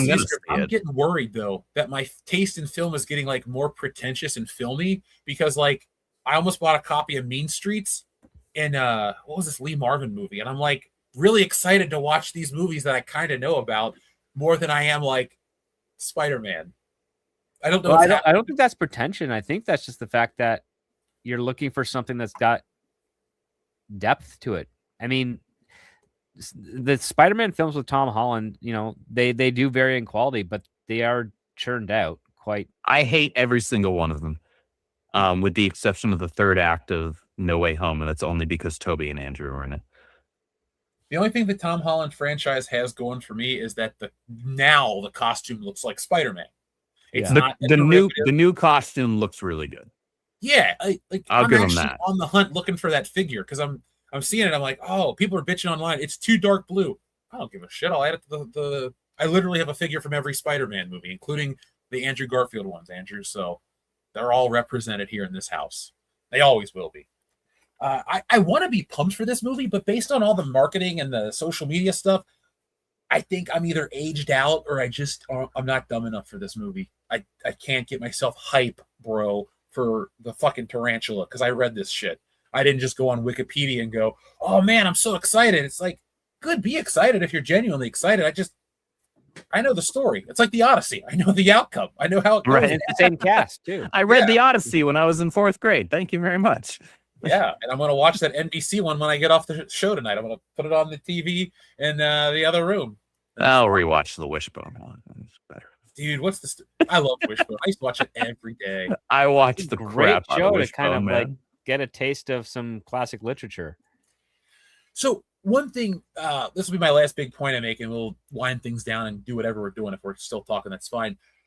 You know, Andrew and Script, we're roughly the same age, even though you're born in the 1880s. You just jumped over a couple centuries. So he's a vampire, and so he looks like he was born in the 1980s. But I think you and I, all three of us, excuse me, we were born in this weird window where we basically were either privy to the first of something important or the best version of something consistently over and over. And so our baseline is like very uncommon. I was watching a YouTube video where somebody was asking why the 90s was so great for kids. And it was talking about how it was the first decade where they marketed to children. Movies were meant to appeal to kids. Like they would have kid roles in adult movies that would be a bigger focus, and they gave examples. And I was like, yeah, that's true. But I think it goes even further because, like, you know, we're growing up in the 16-bit era of gaming where they really refined the side scroller, and there were so many great classics. Mm-hmm. And then we're there for the introduction of 3D and interactive online media. Yeah. But like, and then the thing is, like, in our lifetime, we've watched it from its 8-bit form up until its final form, and now it can't do anything else. Like with movies. Yeah, and the same with movie. Like, let's just use home video. You know, we're growing up on videotapes. They suck ass. The DVDs are slightly better. Now I got a disc that looks like I'm in the room with James Woods. What else is there? I think a lot of my complaints and concerns in general are like, we've reached the mountaintop on almost everything I like. Toys can't get much better unless you start putting like rubber skin on them, and some of them have that already. Gaming. What else? Hot toys. Yeah, dude. I mean, I don't have a hot toy. That's one of the weird aspects of, at least on the entertainment side of things, is that there is a threshold. Like when it comes to invention, technology, and exploration, there's a lot less limitations that can be looked at and not seen as something to overcome. But with story and with entertainment media, it's dictated by our imagination, and that gives us great avenues to explore different things. But how we deliver that right now, and unless we get something beamed into your brain, like, you know, horrible commercial ads from like Transmetropolitan or something, there's not going to be much other media we can enjoy short of like bringing to life an interactive hard light hologram. Right. Well, like going into like, you know, your dot hack, your Matrix, your Sword Art Online, that type of thing, right? Where you're interfacing with like, and I'm sorry, I don't want anything getting plugged into the back of my head. Right. I'm good. Me neither. I've seen the Matrix. I'm not a battery. I also like, I tried the VR stuff. When I was a GameStop store manager, I got a free PlayStation VR headset, right? Nice. I tried it out for a little bit. Like, it was kind of cool playing Gran Turismo and being able to like actually drive my actual car on tracks that I'll probably never see in my lifetime, right? In Europe and things like that. But it like hurt my head.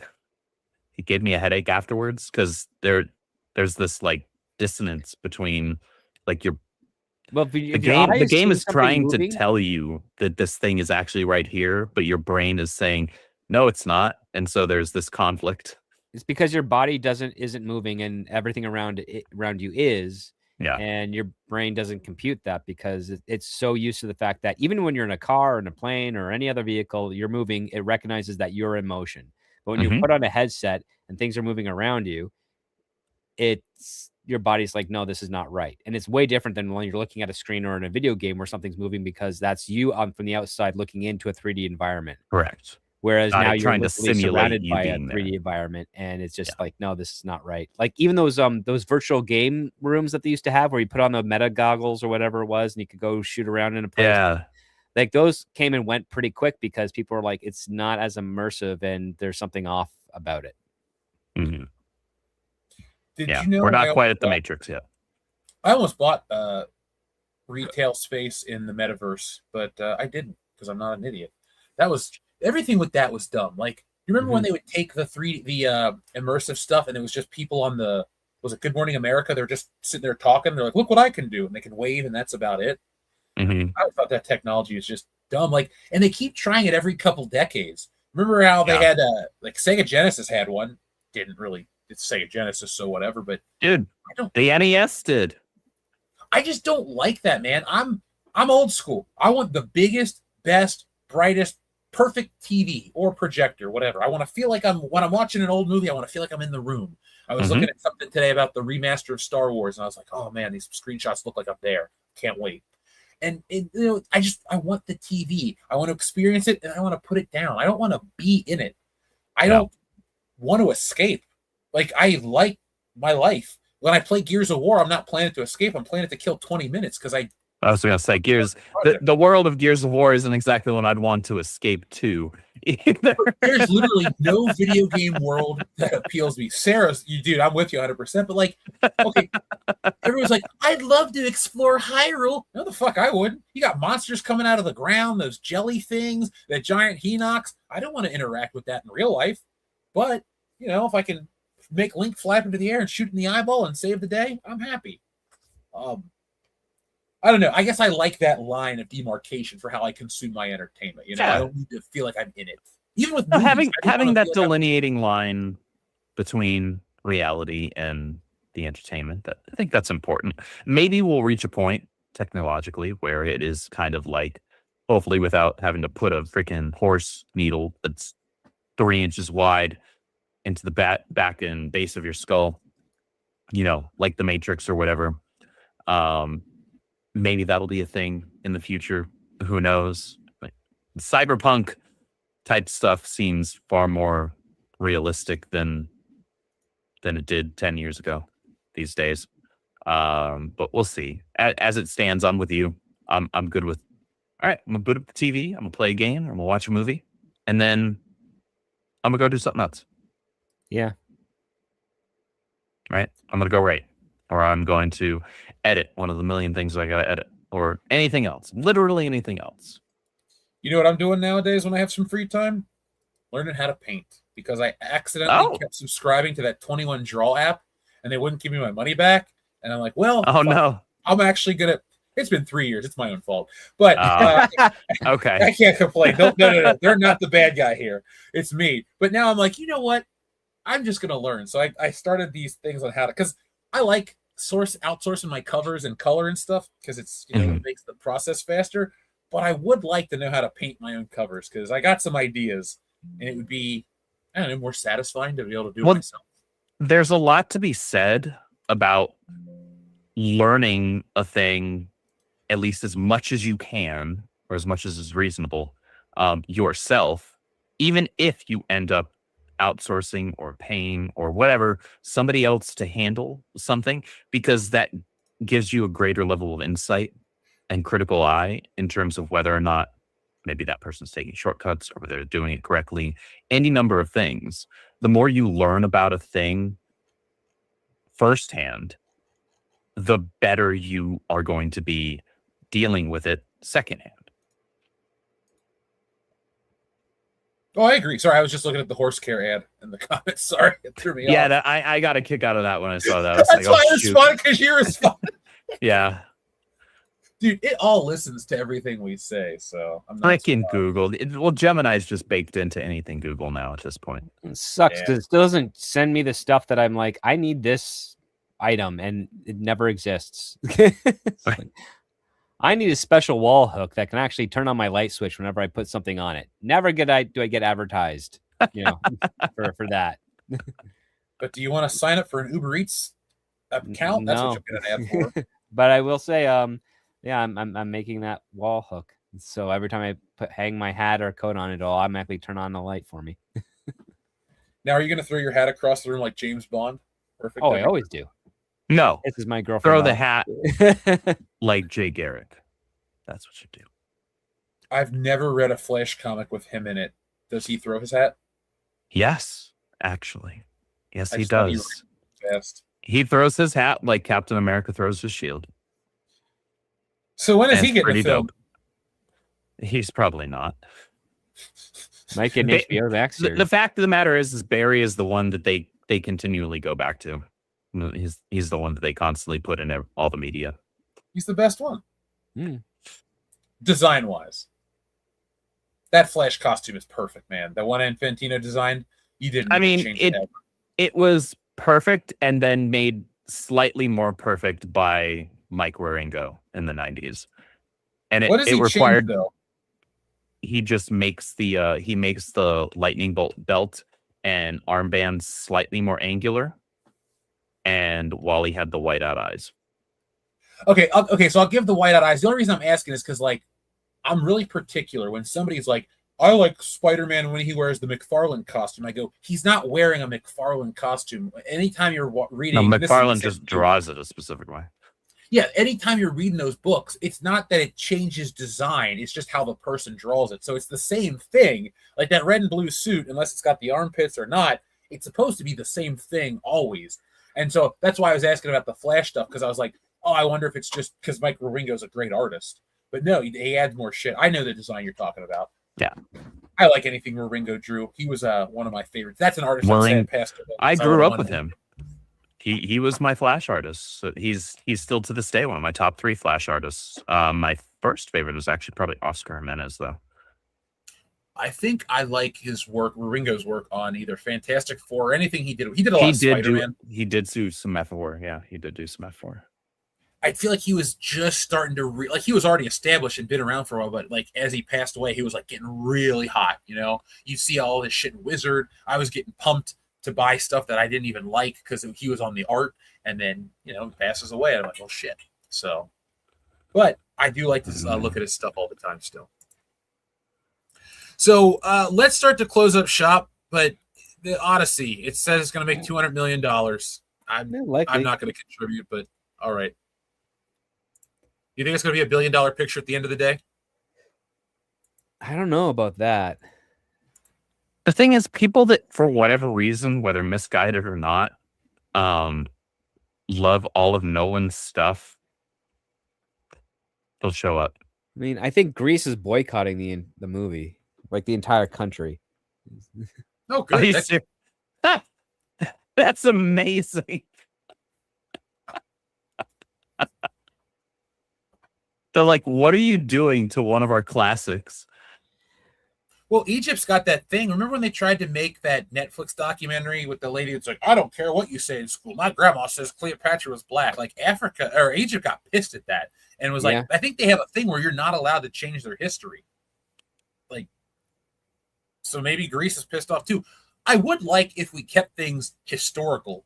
Because I heard the argument, well, how come the old period pieces, everyone's British? Well, it's kind of like a play, on film where it's like Shakespeare. They were all dudes originally. They didn't have female players on the stage. I don't want that, but like I don't mind. I kind of look at a British accent as the coverall, where it's like it works. Like it works for the bad guys in Star Wars. It works for period pieces. There's a level of class to it, as long as it's not like a Cockney accent or modern day London where you can't understand what they say. The chat says it's going to make $500 million. Some say it's not going to be profitable. I agree, Tenet sucked. We'll find out. Dion will probably go see it on Thursday, and we're not going to review it because he's going to like it. So there's your review. But the rest, the WCBS show will be about a part 2. It's our first part 2 episode in at least years, but I think ever. But so join us this week, folks, on Thursday for episode 496.5 on our way to 500. Episode 500 should be very special. We're going to have some surprises along the way. Now, tonight I dropped the video. Check it out. It's about Spaceballs 2. Not a complaint. I like Spaceballs. Love it, actually. Hopefully the new one doesn't fall into the trap. But I'd like to know what you guys think about it, so get in on the conversation. Also, too, tomorrow is the 10-year anniversary of Ghostbusters 2016. On Friday, I should have the video ready. I told somebody this. I don't know if I told you guys. When I was recording the video, I used AI to aggregate a bunch of articles to tell me like what it was saying at the time, because it was like 47 articles. It would not talk badly about Ghostbusters 2016, and I thought it was kind of weird. So I asked it to do the same thing about Citizen Vigilante, and it did it. I have screenshots in this video. Interesting. Yeah, it's programmed to be biased because of certain things. They're like, of course, you're not allowed to say this. Somebody's programming it, right? Yeah, well, The person programming AI is a fucking idiot. I hope you hear this. That's to you. AI, go away. I know I'm part of the problem, but like, maybe I don't want to read 47 articles. Maybe I need help with a contract every once in a while. So, stuff like that. But anything else you guys want to say? Because I am very tired. No, I concur. I'm also very tired, and fortunately, because of at least you finally ate after 48 hours. Jesus. Yeah, what the hell? I have some weight to get rid of, so this helps. There are healthy ways to do that. Yeah, fasting's a healthy way to do that. Intermittent fasting is far healthier. Yeah, I mean, I did eat, so that's an intermittent. I'm just not going to go without food for another 48 hours unless I get whisked away again. You're killing me. No, hunger's killing him. Oh, but yeah, Script, take care of yourself. Andrew, take care of yourself too. Folks, make sure you check out all the world-class content we put out on the channel and be on the lookout for some new stuff that I keep talking about. It's been taking me a little while to get it together, but we got the books out. We got new books in production. We got all kinds of stuff. So if you like what I do here on the channel, check me out over on stealingsolo.com. There's more than just Stealing Solo. And in the future, I'm going to add a little tab. I've been getting emails about original art. So if you guys really want to buy something, I can do sketches and shit on the website. So I'll figure out how to do that. And I'll even offer, hold on, our friend Rod Thunderheart. Thank you very much, Rod Thunderheart. He says, "Hey, old WCBS script doctor, we got to chat soon. I have never disliked a Nolan film. I'm blind to Tenet, so I can't comment. As a writer, it angers me when directors and writers refuse historical accuracy on some level." What do you guys think about that? I was looking for See-Through Love to promote it. I mean, I'm so behind on some articles that I've been getting ready for my Patreon because of work. But one of the ones I'm working on is like how you could be a better filmmaker than Christopher Nolan. I feel like that's a really long list. There's some simple things to do in order to get yourself in a better position. The only thing I can't teach you is how to market yourself like Christopher Nolan to get the studios to be interested in you.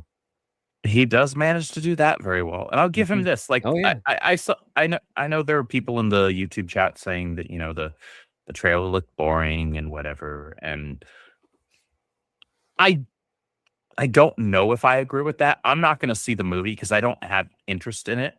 Because I've seen enough adaptations of the Odyssey. Again, you're not touching Wishbone, Nolan. I'm sorry. So you lost to a dog. You lost to a quadruped. But the trailer was shot well. I'll give it that much. I just like seeing the trailer and seeing the liberties he's taking with that epic. Not interested. Not for me. I'm not a Nolan guy. I'm not a fanboy of any one writer or director or producer or whatever. And so just because one particular person is attached to a project doesn't automatically mean, at least in most cases, that I'm going to rush out to see it. There are exceptions, but it is seldom because it's a director. Like, I didn't rush out to see whatever Spielberg's latest film was. I forget what you it was called. dodged a bullet.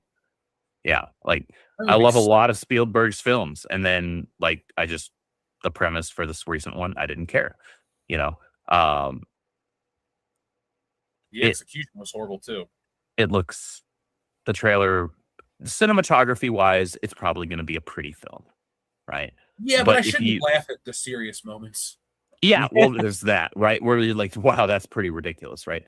Or if you're somebody who read Homer's The Odyssey, and have any level of familiarity with it, if like you feel like you want to freaking shoot yourself watching an adaptation of it, maybe it's not for you. Maybe they whiffed that one, which is something that Nolan is kind of known for.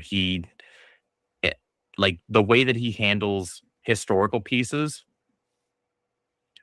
should inform people of how he's probably going to handle a fictional piece that is part of history, right? He's going to take the same level of liberties, if not more so. I will tell you this, though. Not for me. Not interested. It's been very interesting to listen because I've been watching a lot of videos on it, folks. I haven't made a single Odyssey video. I don't know what to say because do you really want to hear me for 12 minutes tell you why I don't like Christopher Nolan? Because I don't dislike him. I just don't love him. It might trend on YouTube, Look, I probably will. Nolan. I normally follow that kind of stuff. I have no issue with it, but I've just been busy with other shit right now, and I'm like, I got to take care of this before I need to worry about making an Odyssey video or a PlayStation digital video. Like everybody's making those, and that's great, but we don't really benefit from video game content. We're more of a entertainment stuff. So I'm looking for a different angle to address it, folks, but it'll always be world class. So, Rod, I'm with you, man. I do want some kind of accuracy because there's a reason you're watching the story. I don't, unless you're going to take it to be like you remember in The Producers how they made it so over the top and bad? If you did like a historical, that's parody biopic, practically. Hey, but do a biopic like that where it's almost like a like Walk Hard, the Dewey Cox story. That is a parody, but it takes so much from actual musical biopic films that it actually functions like a proper musical biopic film. I did not enjoy that movie, though. I wish I did. No, it's not a good movie. It's terrible. I was so on the John C. Reilly train after like Step Brothers and Talladega Nights, and then I just didn't like Dewey Cox. But oh well, that's just me. But folks, we are running on fumes here. I'm sorry. I'd love to go longer, but I have cut out a lot of coffee in my day for intentional reasons, and so I'm back at a natural sleep cycle. I like it, but it is after midnight, so I need to get some rest. So from all of us here at WCBS, thank you for watching. I'll be back next time on Thursday with WCBS 496.5. Sounds like a radio station. And you got to use your radio voice for that one, Jeff. I'll do it the whole time, just like this. Play the hits on WCBS 496.5. Got to record a whole video like that. I could. It wouldn't be very hard. It's not the Rod Thunderheart voice is very hard to read and say. Like if I were to just cut energy, it's hard to replicate that energy. Yes, it is. It's hard to be like really amped up at 12:19 at night to say, Rod Thunderheart, you rule. Actually, folks, you all rule as well. So thank you for watching. I'm going to play you an old video outro that uses my crazy announcer voice. And I don't care if it's topical or it's actually an intro. But until then, folks, be smart, be safe, be cool, but always be excellent to each other. Oh, God. Last time on World Class Beef. After the massive success of WCBS episode 400, the guys are back and refreshed for a new season of the show. With the impending release of the highly anticipated Wokebusters about to drop, is Jeff ready to drop from exhaustion, or has his true power yet to be